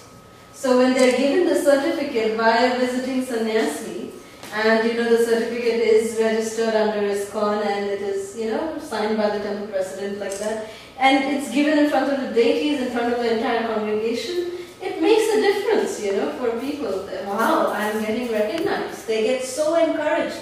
And so many kids go to Shraddhavan, Krishna Sevak level, and seeing all these kids, small kids are also chanting. I should at least chant something. So at least, because generally if you ask someone how many rounds you are chanting, it's like you are asking their salary or something. People feel offended. What do you mean, It's my personal thing. It's me. It's between me and Krishna. Who are you to ask me how many rounds I'm chanting? Many people Especially in US. In India, you cannot here. So if you say we want to recognize you, this is a nice way to bring out that thing. You know, now it's been 3 months that you're on Krishna Seva, you should try to go to Krishna Sadhaka level, and then you can start how many rounds you're chanting. So, you know, this is a nice way to bring out those things and recognize them in this way. And this way, you know, many people, we are introducing them to Prabhupada, and then they can decide which guru they want to take shelter in. And this system supports, you know, all of them, everyone. Sometimes it is, you know, there is a misnomer that Bhakti Vriksha means Jayapataka Maharaj. Jayapataka Maharaj is the Bhakti Vriksha thing. So, but there are so many Jayapataka Maharaj disciples who don't do Bhakti Vriksha, and there are many devotees who are not disciples of Jayapataka Maharaj who are doing Bhakti Vriksha. It's just, if you implement this, if you're successful and you get devotees, temple is benefited, that's all it's about. He's the congregation development minister. But, you know, in ISKCON sometimes these kind of things happen. Funny things, as Prabhupada would put it. But, and also what happens is that if you implement these systems, you can see that from here you can then direct them, or whoever inspires them, you can... because generally, you know, we see that if the yatra, whoever is the servant leader, if they are disciple of a particular Maharaj, then the entire group tends to become disciples of that particular Maharaj. And that's not a nice thing also. You know, because here in ISKCON, it's diverse gurus. We have to be very mindful of that. That it's not that if we are not making them disciples of my guru, that I am, you know, not being chaste to my guru. You know, how can I do this? I'm being unchaste to my guru. No, that's not how it is. They feel like that. That's, yeah, many people have that notion that if I don't, you know, people who are introduced through me have to get initiated by my guru. That's the notion. Otherwise, I'm not doing proper service. And otherwise my service is waste. It's waste. It's of no use. I'm introducing them, they're going to other guru. What is the use? No, that should not be the idea. Our idea should be that Srila Prabhupada is the original Shiksha Guru for ISKCON. He is the unique Shiksha Guru for ISKCON, and our duty as Srila Prabhupada's representatives is that we introduce them to the entire board of gurus. In fact, that's why I asked that who are the regular visiting sannyasis in Boston. So whoever are the regular visiting sannyasis, your Bhakti Vriksha members should be introduced to all of them. When they're introduced to them, it could be even your own guru. But when they are equally introduced to each and every one of them, whoever they feel inspired by, you should fan that and let them take initiation from them. They are our spiritual uncles. We should not forget that. Prabhupada is our spiritual grandfather. Our guru is our father. But they are also our uncles. So we are in a big family. You know, we can't have rivalry in the family. Then the family won't grow. Sometimes we go to the other extreme that no, I will not introduce him to my guru, so that people will otherwise feel that, you know, I'm trying to... Again, you have to be neutral. You have to have the neutral attitude. If that person is inspired by your guru, it's okay. Inspire them. Inspire them with Think about him, not about related to you or anything of that sort. It doesn't matter whose disciple you are. If they are feeling inspired by Jayapataka Swami or Radhanath Swami or Niranjan Swami, any Swami, inspire them for that guru. Inspire them for them. That's what is going to help that soul, you know, advance in his Krishna consciousness, in his path. So we have to be mindful of that aspect and be very sensitive to that aspect. Very, very important. So again, the standard for these three can be adjusted depending on time, place, circumstance. Based on the temple, every temple has... But Prabhupada Ashraya, Guru Charan Ashraya, you know, is a standard all across ISKCON. And also what helps with having the Shiksha program is that, actually we can skip the rest of it. What happens when, you know, like say for example, devotees are moving from one town to the other. And if they come in and say, well, yeah, I am a Krishna Sevaka, recognized from, say, Boston, and I'm moving to the south right now. So, okay, you've got Krishna Sevaka, so then, the temple already has the idea, okay, this particular devotee should have had the experience of doing such and such services. He's at this level of his spiritual life, so he will be given service according to his level, and he can immediately connect with that congregation also, where he's moving. So that is the benefit of having this Paths to Perfection program. You can give them small targets, Okay, go to 4 rounds. Now next is you can focus on. Again, it prevents defection. We talked about it. They feel belonging and commitment towards Prabhupada and don't get allured to other organizations. Now, how do you conduct the ceremony? Okay, now, so first thing is you have to get from each group. You have to announce at least a month in advance in each group, Bhakti Vriksha group, or even at the temple on Sunday feast. So there may be some devotees who don't attend any Bhakti Vriksha program, but the temple can, they come to the temple and they are chanting. You can recognize them too. So it could be a temple-wide event, and you can tell them that this is a commitment, a soft commitment. It's not a vow. If you are not able to, for example, keep it up, doesn't mean that you'll get a reaction or anything. Just like initiation is a serious thing. Initiation, if you are not able to follow your vows, your guru gets affected, there's karma, there's all sorts of things. But this is not a vow, so you let them know that. You need to select the candidates at least a month in advance, advertise, maybe have a booth at the temple next to the welcome booth. To register for people's names and contacts, and you can personally go and each Bhakti Vriksha leader can recommend names from their groups like that. So there has to be someone who contacts them. And it is best if the Paths to Perfection program is, like a set-up system, so to speak, like in Houston. That's okay. Like in Houston, we have this program every quarter, every once in 3 months. So it is, the first Sunday of the first quarter is dedicated to the Paths to Perfection program. It's there on the calendar. So come what may, we always will have this program. So it's known to the temple management, it's known by the devotees, it's known to everybody. So people start working, 1 month before. It's like a process already established. And yeah, it goes on. So it's best if it is set up like that. Right, and then they come, and if a visiting sannyasi is there, they give the certificates and gifts. Or if no one is there, even a senior devotee can come. Don't wait for a visitor to come. Just fix a time, maybe first Sunday of February, then first Sunday of April, then first Sunday of August, and first Sunday of November, like that. And so that way everyone knows this is coming. If any senior devotee is there, they can give certificates and gifts. There has to be a person who is announcing.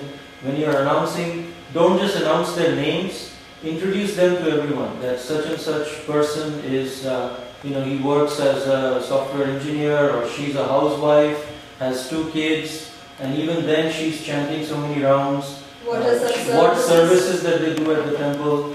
All of that can be recognized at the same time, and then they are so others. This is a marketing for chanting also. Others can actually see, wow, so many people. I didn't know this person chants so many rounds. Wow, that's good. I should also do it. So this one can be done in Bhakti Vriksha and as well as the temple. No, it's not done in Bhakti Vriksha. This program is done at the temple. At the temple. This is at a level higher than the Bhakti Vriksha. So Bhakti Vrikshas can participate in this. All the Bhakti Vrikshas. If you do just within a Bhakti Vriksha, it's okay, but it doesn't give that much of an excitement sometimes. Yeah. But if the temple, for example, is not willing to do this program, I can't see a reason why they won't. But if suppose some temple is saying, no, we don't want to do it, then you do in your group, at least to encourage your members. Maybe combine 2-3 groups and do it that way. Okay. But it's best to be done on a Sunday feast program. Okay. In front of the entire congregation. It also brings all the Bhakti Vriksha groups together. Because the idea should be that although different devotees are taking different groups, we are all working together for a common purpose. And all the leaders of the Bhakti Vriksha should also come together and discuss things on together how we can improve. Some group is doing better in this way, another group is doing better in this way, how we can learn from each other. So anyway, this is based on Prabhupada's thing. He said the important thing is to make arrangements that they hear and chant. Once they begin chanting, automatically they will want to follow. So by the Shiksha program we are able to, and in US we are trying to brand it as paths to perfection, because when Westerners come and they hear Shiksha, they are sometimes not able to relate. But you can choose. So paths to perfection is slowly, one by one. This is the GBC resolution. Whereas members of the congregation who are not initiated need means of being recognized and feeling accepted by ISKCON, whereas other groups are giving recognition to ISKCON congregation, taking advantage of our lack of giving recognition. And whereas since congregational members often take considerable time to advance in sadhana, bhakti, a graduated system of encouragement and recognition is needed to serve as guidelines and inspiration. Therefore, it is resolved that ISKCON managers and GBC members shall, within their area of authority, be permitted to publicly bestow acceptance and recognition to members of its recognition for devotional achievements and progress in devotional service. Local temples and congregational preaching units should implement programs for aiding the congregational members to enhance their standard and training them to qualify for the higher levels. This should include following a recommended study course for the different levels. Some temples, they also do that for Shraddhavan. You have to chant and associate with devotees and have read at least these books. Science of Self-Realization, or the Eternal Love, Bhakti, or something small book. Then for Krishna Sevaka, Krishna Sadhaka, at least Science of Self-Realization also you should have read. So you can add those things also, gradually. But initially you will need to have some lower requirements for people to come and otherwise. And in a ceremony, if you have 10 people overall, you are good to do the ceremony. Every quarter. It's a lot actually. Mm-hmm. Yeah, if you have, between 7 to 10 people, it's okay.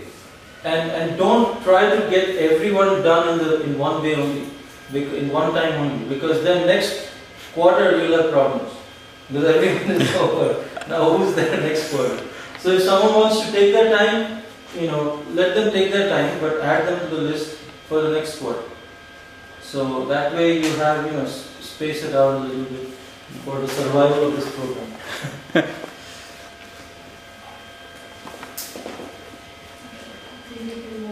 Okay, I think we can move on to some of the things that we want to discuss tomorrow. I think we should do BV training, roles assignment and children program.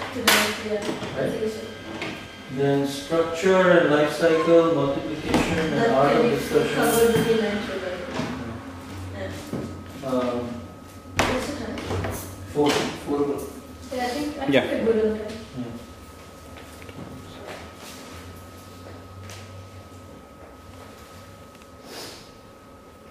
So Bhakti Vriksha roles.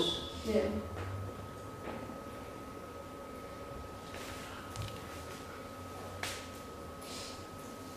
Okay, this will work. Testimonies.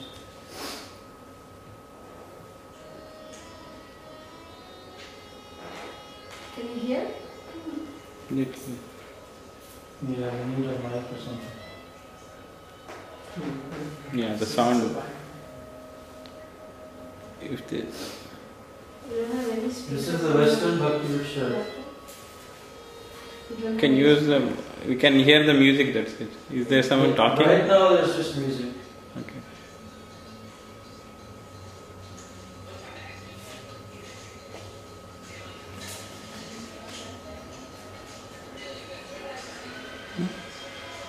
So for Westerners, we have separate Bhakti Vriksha. We don't combine them within them. We've had situations where you can't hear them. Cannot hear.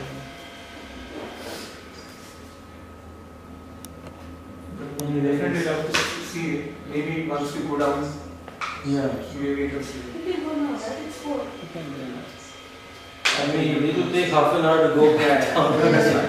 We had a lot of trouble. If we can present tomorrow this one, Yeah. then I think it's fine. Maybe Yeah. we can swap. Maybe we can bring computer speakers. You have? No, I have that. Okay. Yeah, you can. Yeah. Because I don't have bigger one. I have. I'll get it. Okay. Downstairs. But downstairs anyway, tomorrow is downstairs. If it is downstairs, we can also connect it to the thing there. Microphone. But let him Yeah. bring it anyways as a Backup. backup, because again, if they ask us to come here, because I don't know, someone says go, someone says don't go. So then at least. So tomorrow the altar is whole day open, because I think she was right. The Pujari, we have to follow. Yeah, of course. Yeah. This boy, he is from the University of Houston. He's a student at the University of Houston, and he came into our program through the University of Houston program. Wow. We have every Tuesday, we have a vegetarian cooking class that I conduct. It's a 20-minute cooking class that I do, and just talk philosophy when I'm teaching a particular cuisine. And we have a turnout of around 25 to 30 students every Tuesday. And then right after the cooking class, we have a guided mantra meditation session. And then once a month, Prabhu and me, we do this, what do you call it? Your shows? Self-help seminars, on power of habits, or time management, anger management, willpower, certain things like that. And then there's prasadam. So during the prasadam, we all sit in round tables, and like a table of just 5 or 6 students. So even when we are sitting in the tables, we are having a discussion when we are taking prasadam. There's one table moderator at each table. So there's so now Austin, that's the boy's name, he has become an active member in both the university program as well as this program also. So it's growing pretty well. We do the icebreaker session during Prashadam. Yeah, we answer one particular question. The icebreaker question is more on a, not really just an icebreaker, but it's more of an intellectual question also, so that it just gets them, gets the thoughts and juices flowing. So every time whenever you, while the discussion is there, during Prashadam, you have only icebreaker or there is something else also you talk? No, we just have the one question. Okay, and then everyone goes around the table answering it, and then of course it breaks open for an open discussion. For anything that anyone might have any questions regarding that. But that one question, say for example, it's a very thought-provoking question, like what was the toughest time in the past week that you experienced? Why do you think so? It's more like... On ISKCONcongregation.com, you can buy a book called The Book of Icebreakers. Yeah. So that helps a lot. That has games also. Krishna Conscious games like that. So things like this, it really helps in not only just answering a question, but also getting deep into the thought of why we are doing what we are doing, Like, sometimes you're talking about their stress, getting them to talk about their stress and what they do to relieve their stress. Just talk about that, and you'll see the kind of things that they come up with. And most of the times they will ask for solutions also. Because most of the time it's not that only both of us are table moderators. There are people like Austin, there's some of our youth group kids who are students at UFH, they also come as table moderators. So they're also there facilitating each table, like that. So that helps a lot. Yeah, that's what I was wondering, because initially when we did what is your favorite food, that's the icebreaker. But when we go along, maybe 20-30 birthday wishes we had. We can still be asking those, there should be something which is based on what we are really discussing. Yeah, it could be, something like, what is the best quality that you admire in people? Yeah. Or what is a childhood memory that really triggers, or which you feel nurtured by even today? And in that book of icebreakers, it shows for icebreakers when a group is new, icebreakers when people are in the medium phase, icebreakers when your group is about to multiply. Okay. So 3 stages of For devotees, icebreaker for devotees, because Bhakti Vriksha is such a system that you can do even for devotees, even for advanced devotees you can have Bhakti Vriksha. Yeah. It's not that it's just meant for new devotees, it's not just for new people. It is for advanced devotees also, to just maintain and sustain our Krishna consciousness. Yeah. You know, like in a devotee atmosphere, we can ask the question, what is the meaning of your name? You know? Yeah. Like our spiritual masters give such unique meaning of our name when they initiate us. So you can share that. Things like that. So I'm thinking if we should do roles or we should do structure and life cycle. Prabhu, tomorrow, Yes. are there any other devotees who are going to come? Or will it be this group only? Mostly this group. Maybe we can 3 or 4 might be adding for you. Okay. Not sure because So- Sunday. So their concern Yes. is that what they would want to know would be more regarding one group or regarding the entire Bhakti Vriksha structure, like multiple groups, and then there is a sector servant who is in charge of 3 groups, then there is a... Yeah, bro. If someone from the temple management, I think they might be attending, so they might be interested in the The groups. structure, no? Structure. They'll be interested in the structure. Structure. And, okay. No, I think it's better we do the structure tomorrow. So we'll focus on dynamics between one group Mm-hmm. here today. And if you have anything which you want to take tomorrow, because since you have time, Yeah. you can also accommodate it today also. That's what we're doing So now. we can do both today and tomorrow that particular topic you see? Yeah, I think that's fine. And No, I'm just, because we are flexible. We can have some topic discussion right now, but we want to see how much it will be useful for you. So tomorrow, if some people would want to know some of this, the 10 roles in a Bhakti Vriksha, if they are focused on how to maintain one group, then we'll do this tomorrow. And today we'll focus on life cycle and structure. So I don't know, if you're also not sure, then we'll go with whatever we have right now. Now see, if there's any kind of management devotees who want to attend tomorrow, I think the Might life be. cycle and structure is what they will see. I'm also not sure. Yeah. I don't know if you have already told them, then I don't know. Okay, that's fine. We already told to come, but I mean they didn't show up. I mean. That's okay, we'll go with That's whatever. okay for me, no worries. This Also, was meant for discussion tomorrow, but we're doing it today since we have time. So there was SLHT. You know the topics that we do in the Bhakti Vriksha. yeah, can you just show that? And also, please, just at least show the roles. Like, if you don't want to take up into the details. No, we are going to do the We are going roles. to do them. We are going to do the roles. But before that, we just want to show you the topics that are discussed, in the progression that we do. Okay. So we'll just want to show you that. What is the curriculum, so to speak, of the Bhakti Vriksha course? Yeah, this is, these are 25 preliminary icebreakers that we'll give you. And in the book of icebreakers, you'll get, 200 icebreakers like that. But these are just 25. So we can pick in each Bhakti Vriksha we can pick. Yeah. One time I didn't know what to ask, so I said, if you were asked to conduct the icebreaker session, what will be your icebreaker question? They came up with good icebreaker questions actually. Yeah, Yeah, we got it was with a new group. It was with a new group, a group which was meeting for like 3 months. A 3-month group, and we asked this question. So it was really good. If you have a break, please, you always have this one. And then you will get many ideas for the next few weeks.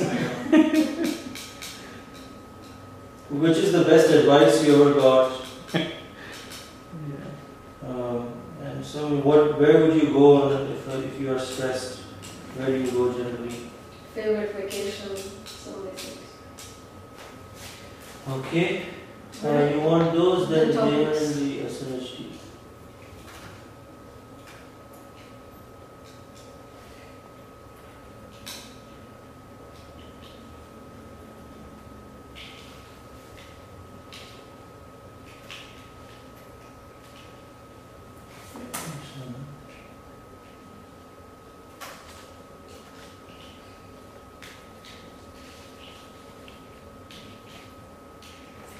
So Madhu, you saying you cannot learn. So when you actually do cooking, so what do you speak to?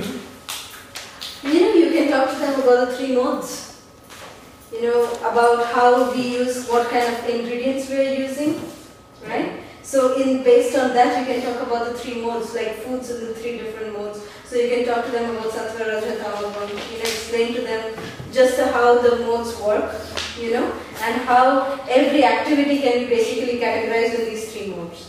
Nothing is out of these 3 modes. Anything that you can think of can be categorized in these 3 modes.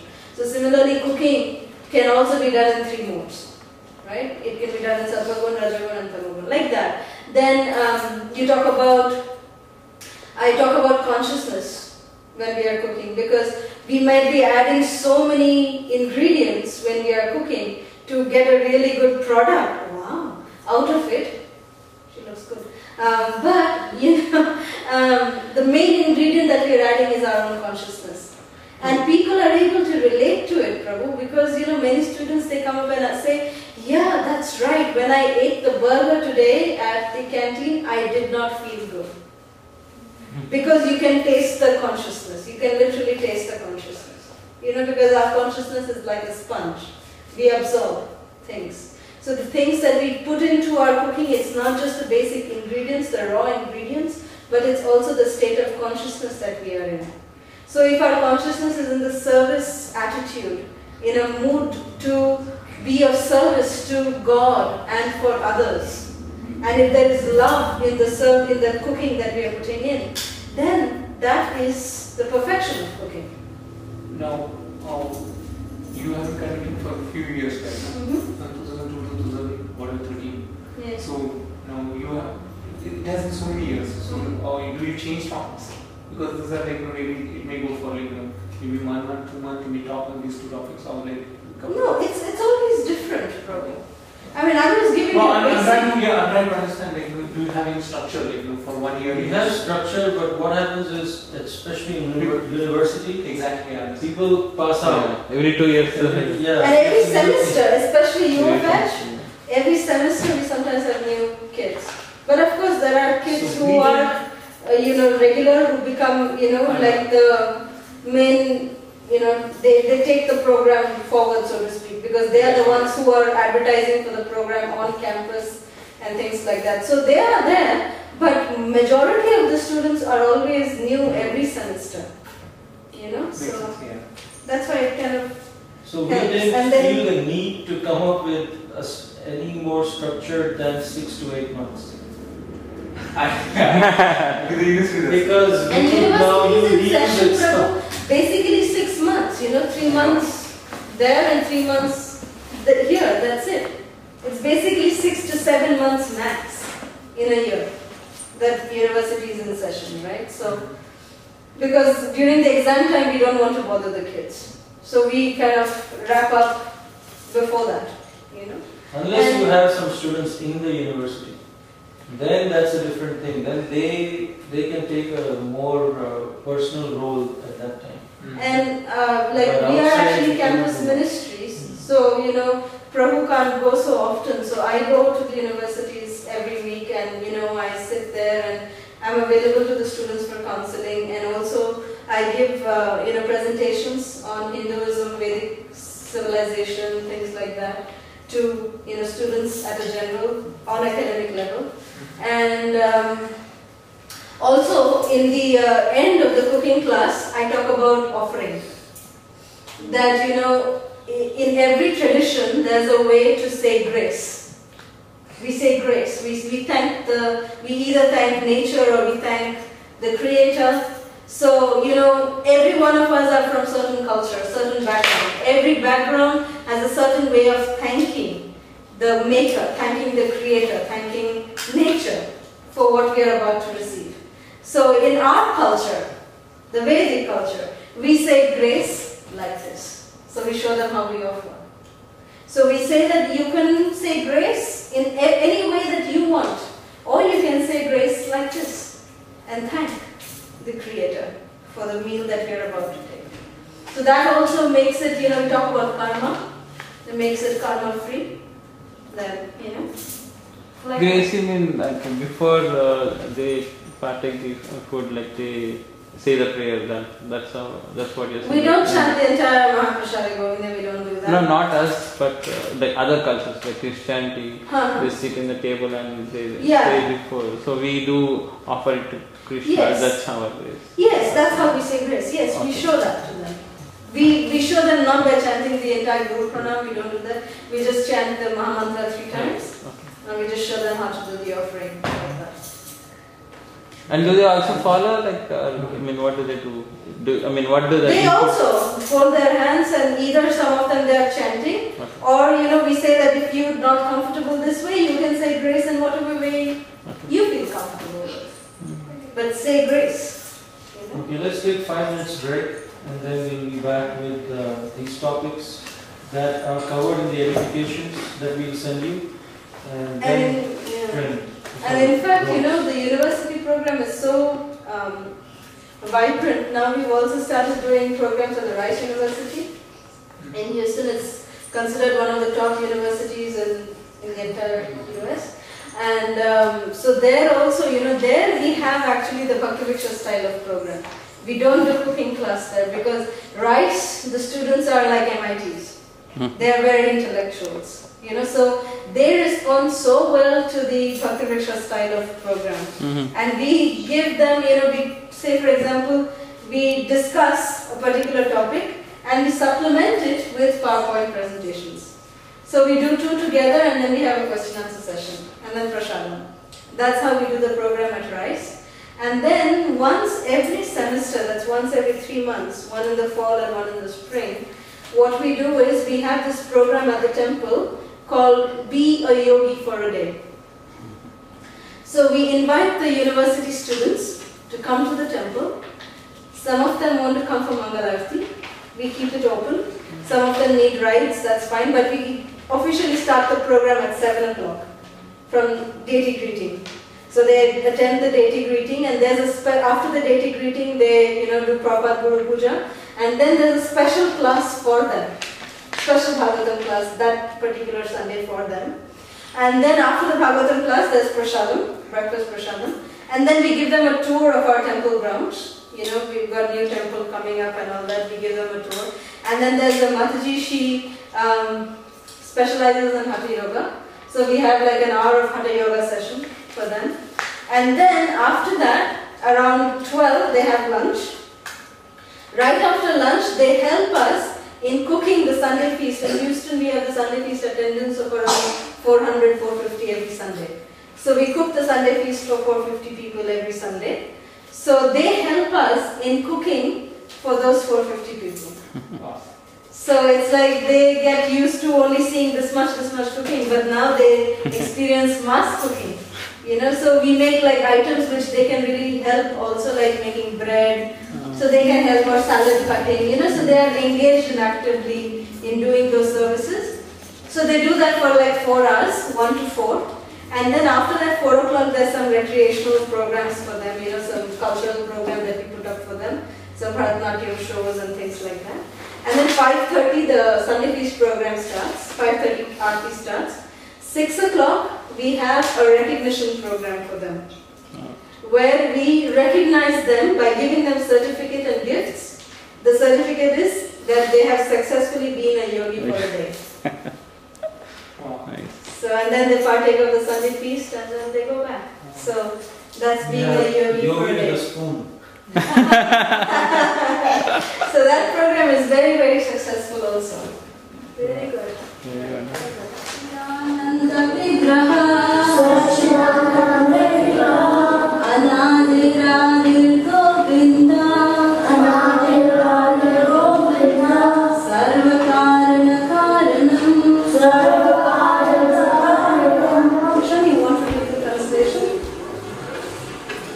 Lord Krishna is the supreme absolute Lord, whose form is pure of mortality, omnipotent science, and voice. He is without beginning, the origin of all, the cause of all causes, the source of the fields and the waters. Very good. Okay. So now we will move on to coloring. Misha? Please, let's use 1 minute.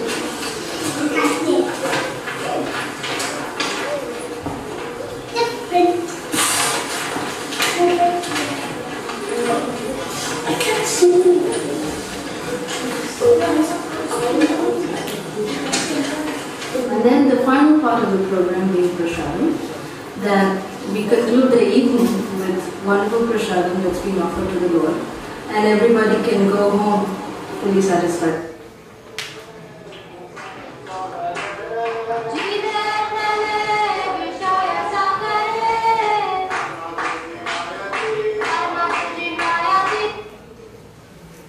Okay, so basically the children's program consists of starting with, one thing that we always do is start off, the kirtan is always together.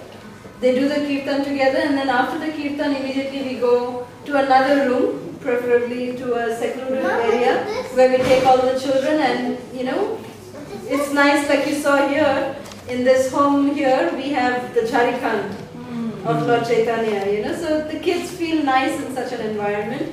So making some environment like that, also, gives them the sense of having the discipline of not touching and not playing around too much, but at the same time, it's not a real boring classroom kind of an atmosphere. Not boring in that way. So some children values are there in that room setup also. So what is done is, first, what we teach them is verses of the Brahma Samhita.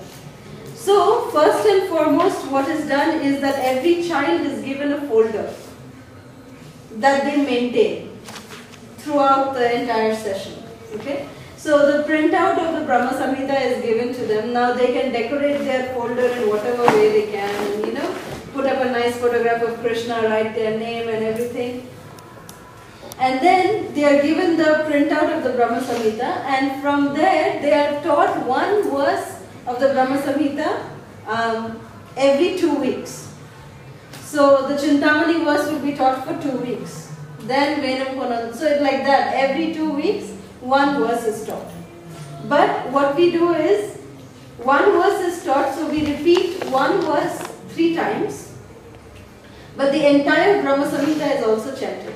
It takes around 15 minutes to chant the entire Brahma Samhita. So the entire Brahma Samhita is also chanted. Of course, the little kids are not engaged in that. Yes. So, 3 to 5-year-olds or 6-year-olds don't chant the entire Brahma Samhita. They learn just to speak the verse, like that. But then, what we do is, the 3 to 5-year-olds, we just start to give them some coloring. While they are doing the coloring, the other elder kids from like 7-year-olds to 12, 13-year-olds, we all recite the Brahma Samhita by reading it. So it's easy for that age group to grasp the Brahma Samhita. It's very easy. 7-year-olds, they can really grasp. And by chanting most of it, by regular chanting every week, we've seen that within 3 months they're able to get a hang of the Brahma Samhita. That's how, we've seen the progress. So anyways, that's the Brahma Samhita. So that's the first 20 minutes is what we do the Brahma Samhita. Right after Brahma Samhita, we get into, I tell them a story from Krishna book or from the Puranas, I sometimes tell them the stories from the Gita Mahatmya, glorification of one chapter of the Bhagavad Gita.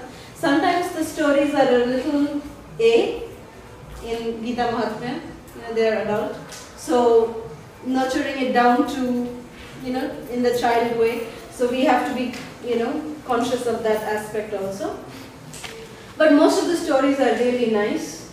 They can be told as it is.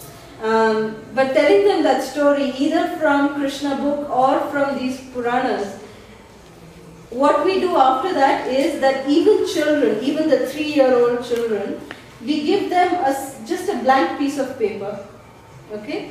And then based on the story they just heard, they are supposed to just do a painting based on the story that they heard.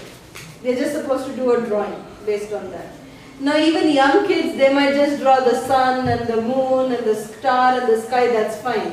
But you will be surprised by the kind of drawing that the 7-year-olds and 6-year-olds come up with.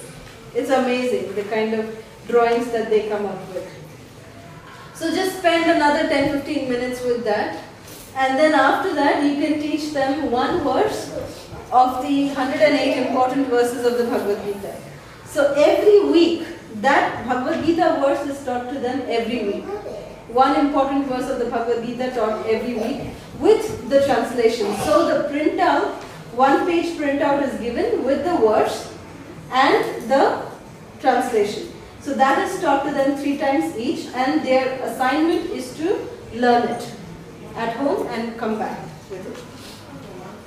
So that is another thing that we do. And then again, based on that Bhagavad Gita, we tend to tell them one story.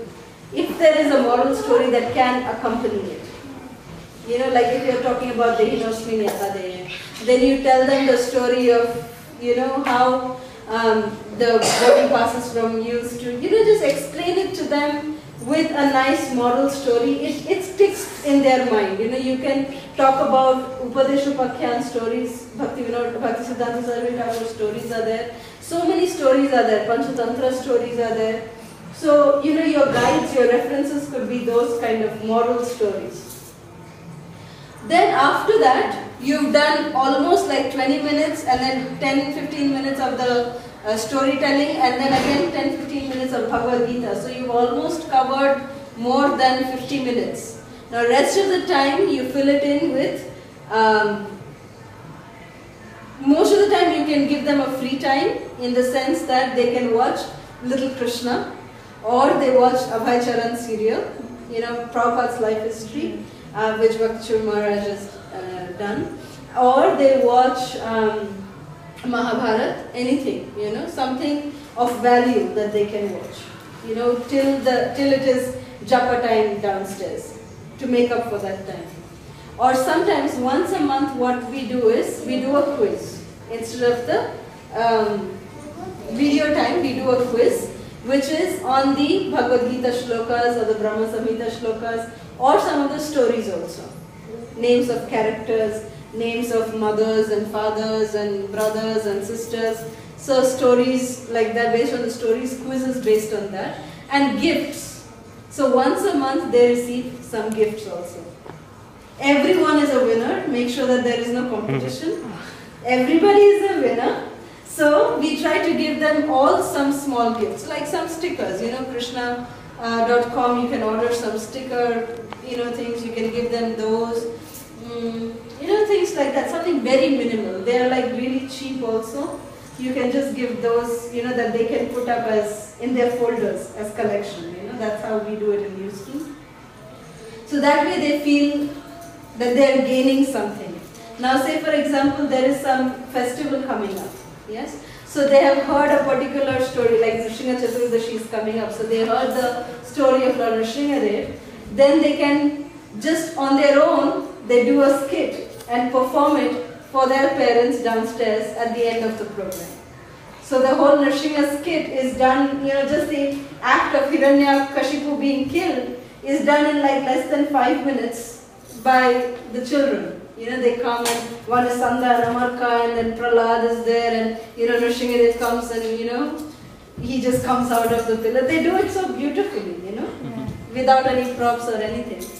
So these are some things that can be done, and of course, preparing for any kind of festival.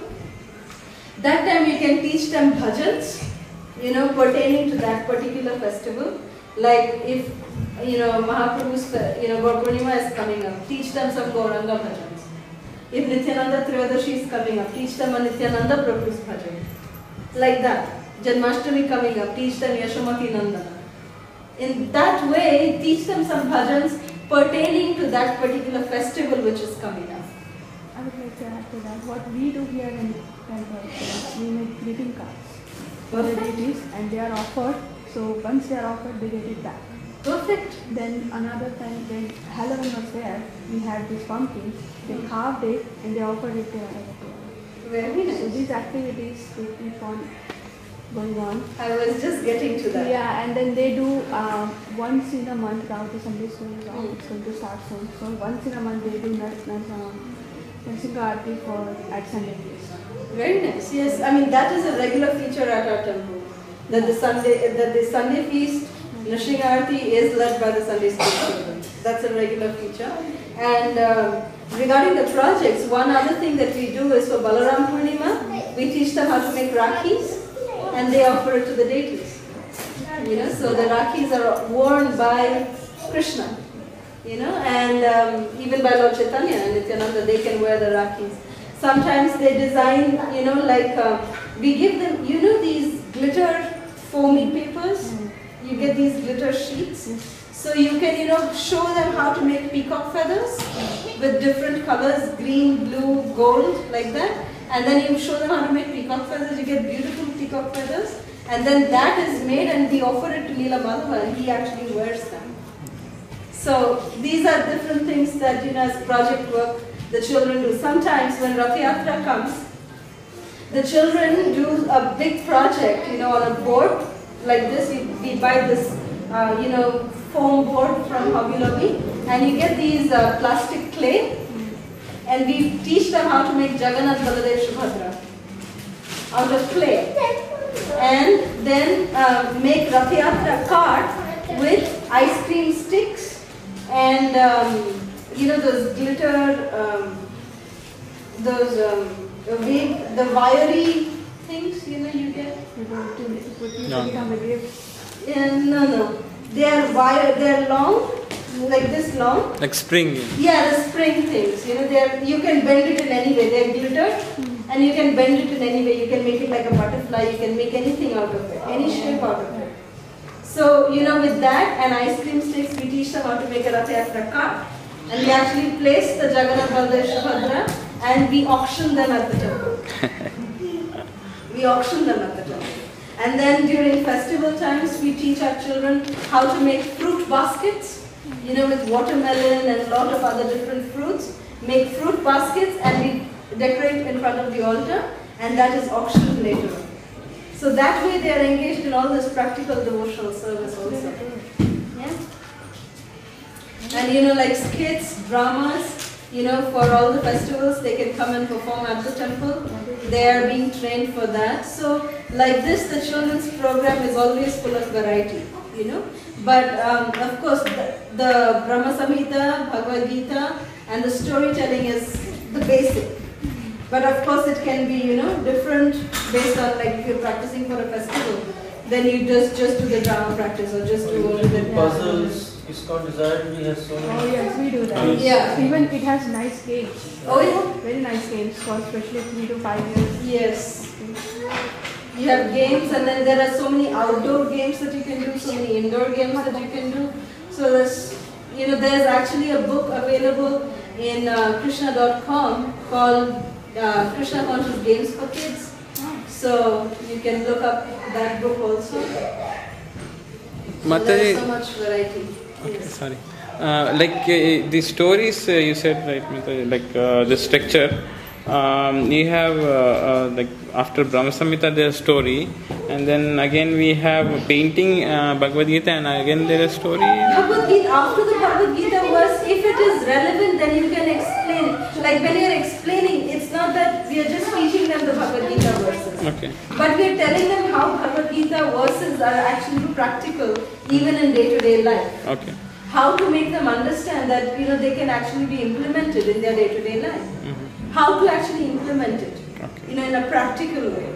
So that way you are explaining the verse to them, not just, like a parrot, they are just not learning how to by heart it. So even when we are teaching them the Brahma Samhita verses, it's not that we just teach them how to by heart the verses, but they are taught the meaning of the verse also. Yeah. They don't have to by heart the meaning of, because it's very exotic English, Brahma Samhita's translation, they might not be able to get it.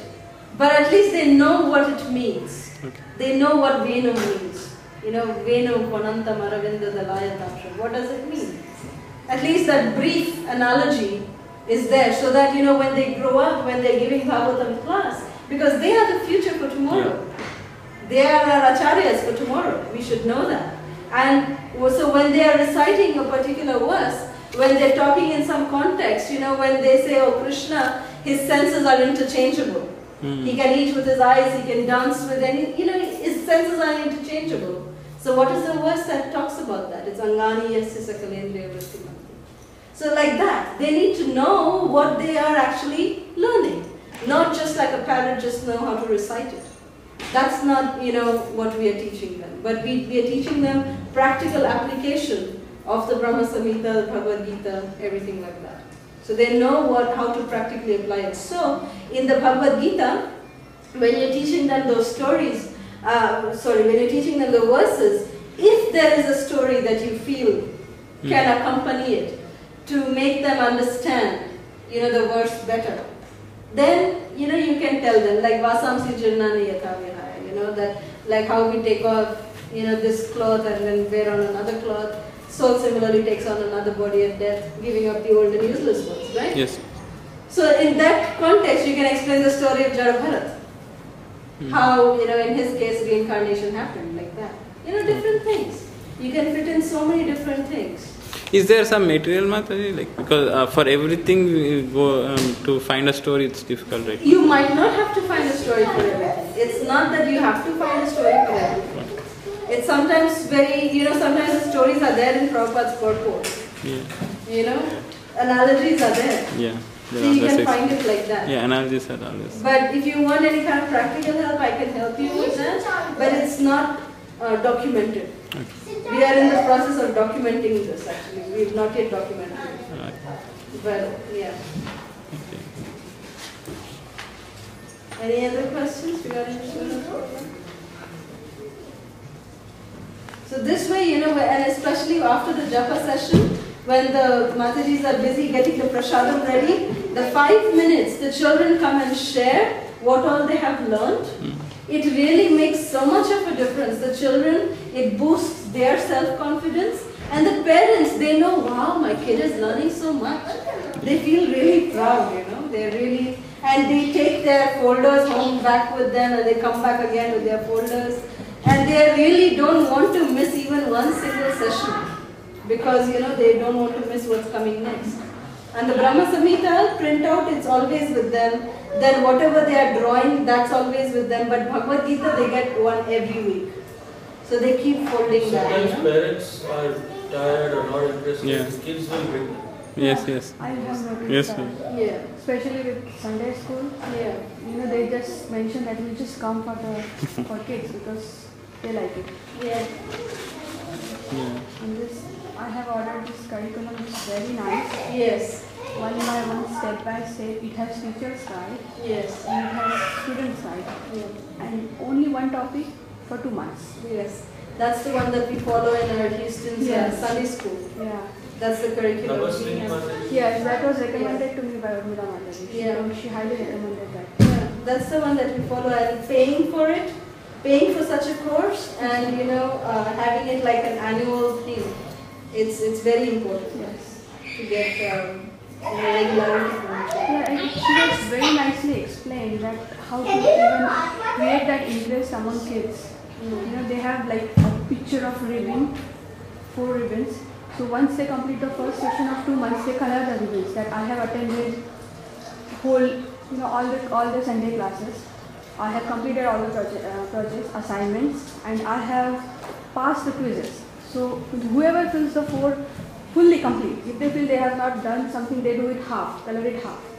So once they do all those 4 ribbons, they get an achievement award in the temple. So it's not it's a healthy competition. Right. That way. So I'm in the process of reading it, but it's really interesting. Yeah, see that you can do it very well in a temple Sunday school. Yeah, but not Bhakti. Yeah, but in Bhakti Vriksha it's voluntary, see? Yeah. It's not that we are asking for payment from the children. That's why we cannot have that kind of a curriculum, so to speak. Therefore, we keep it very flexible in this way, where we are giving them some kind of, onus and, authority that yes, they have to come back, but it's still not, forced in that level. So it has very nice topics. Yeah. You can grab those topics from there and how to teach them. Yeah. The teacher's guide. Yeah. Very nice. I'm in the middle, but it's very interesting. Yeah, I personally was, I'm from Mayapur originally, but I have been a teacher in Mayapur Gurukul. So yes, dealing with children is understanding the first and foremost thing is to understand the child's psychology. That is the most important thing. They need to know that you are their friend. They can take you for granted, but not really take you for granted. That's how we are taught as teachers, that they should have the friendly relationship with you, but they should know where their limit is. They should not be so scared of you that they can't reveal their heart to you, but that is the relationship. So that they keep your hands. Yes. Alright, Shri Radha, Gopi Jana, Shri Radha, Shri Gaurika, Shri Gopi Kapil, Shri Radha,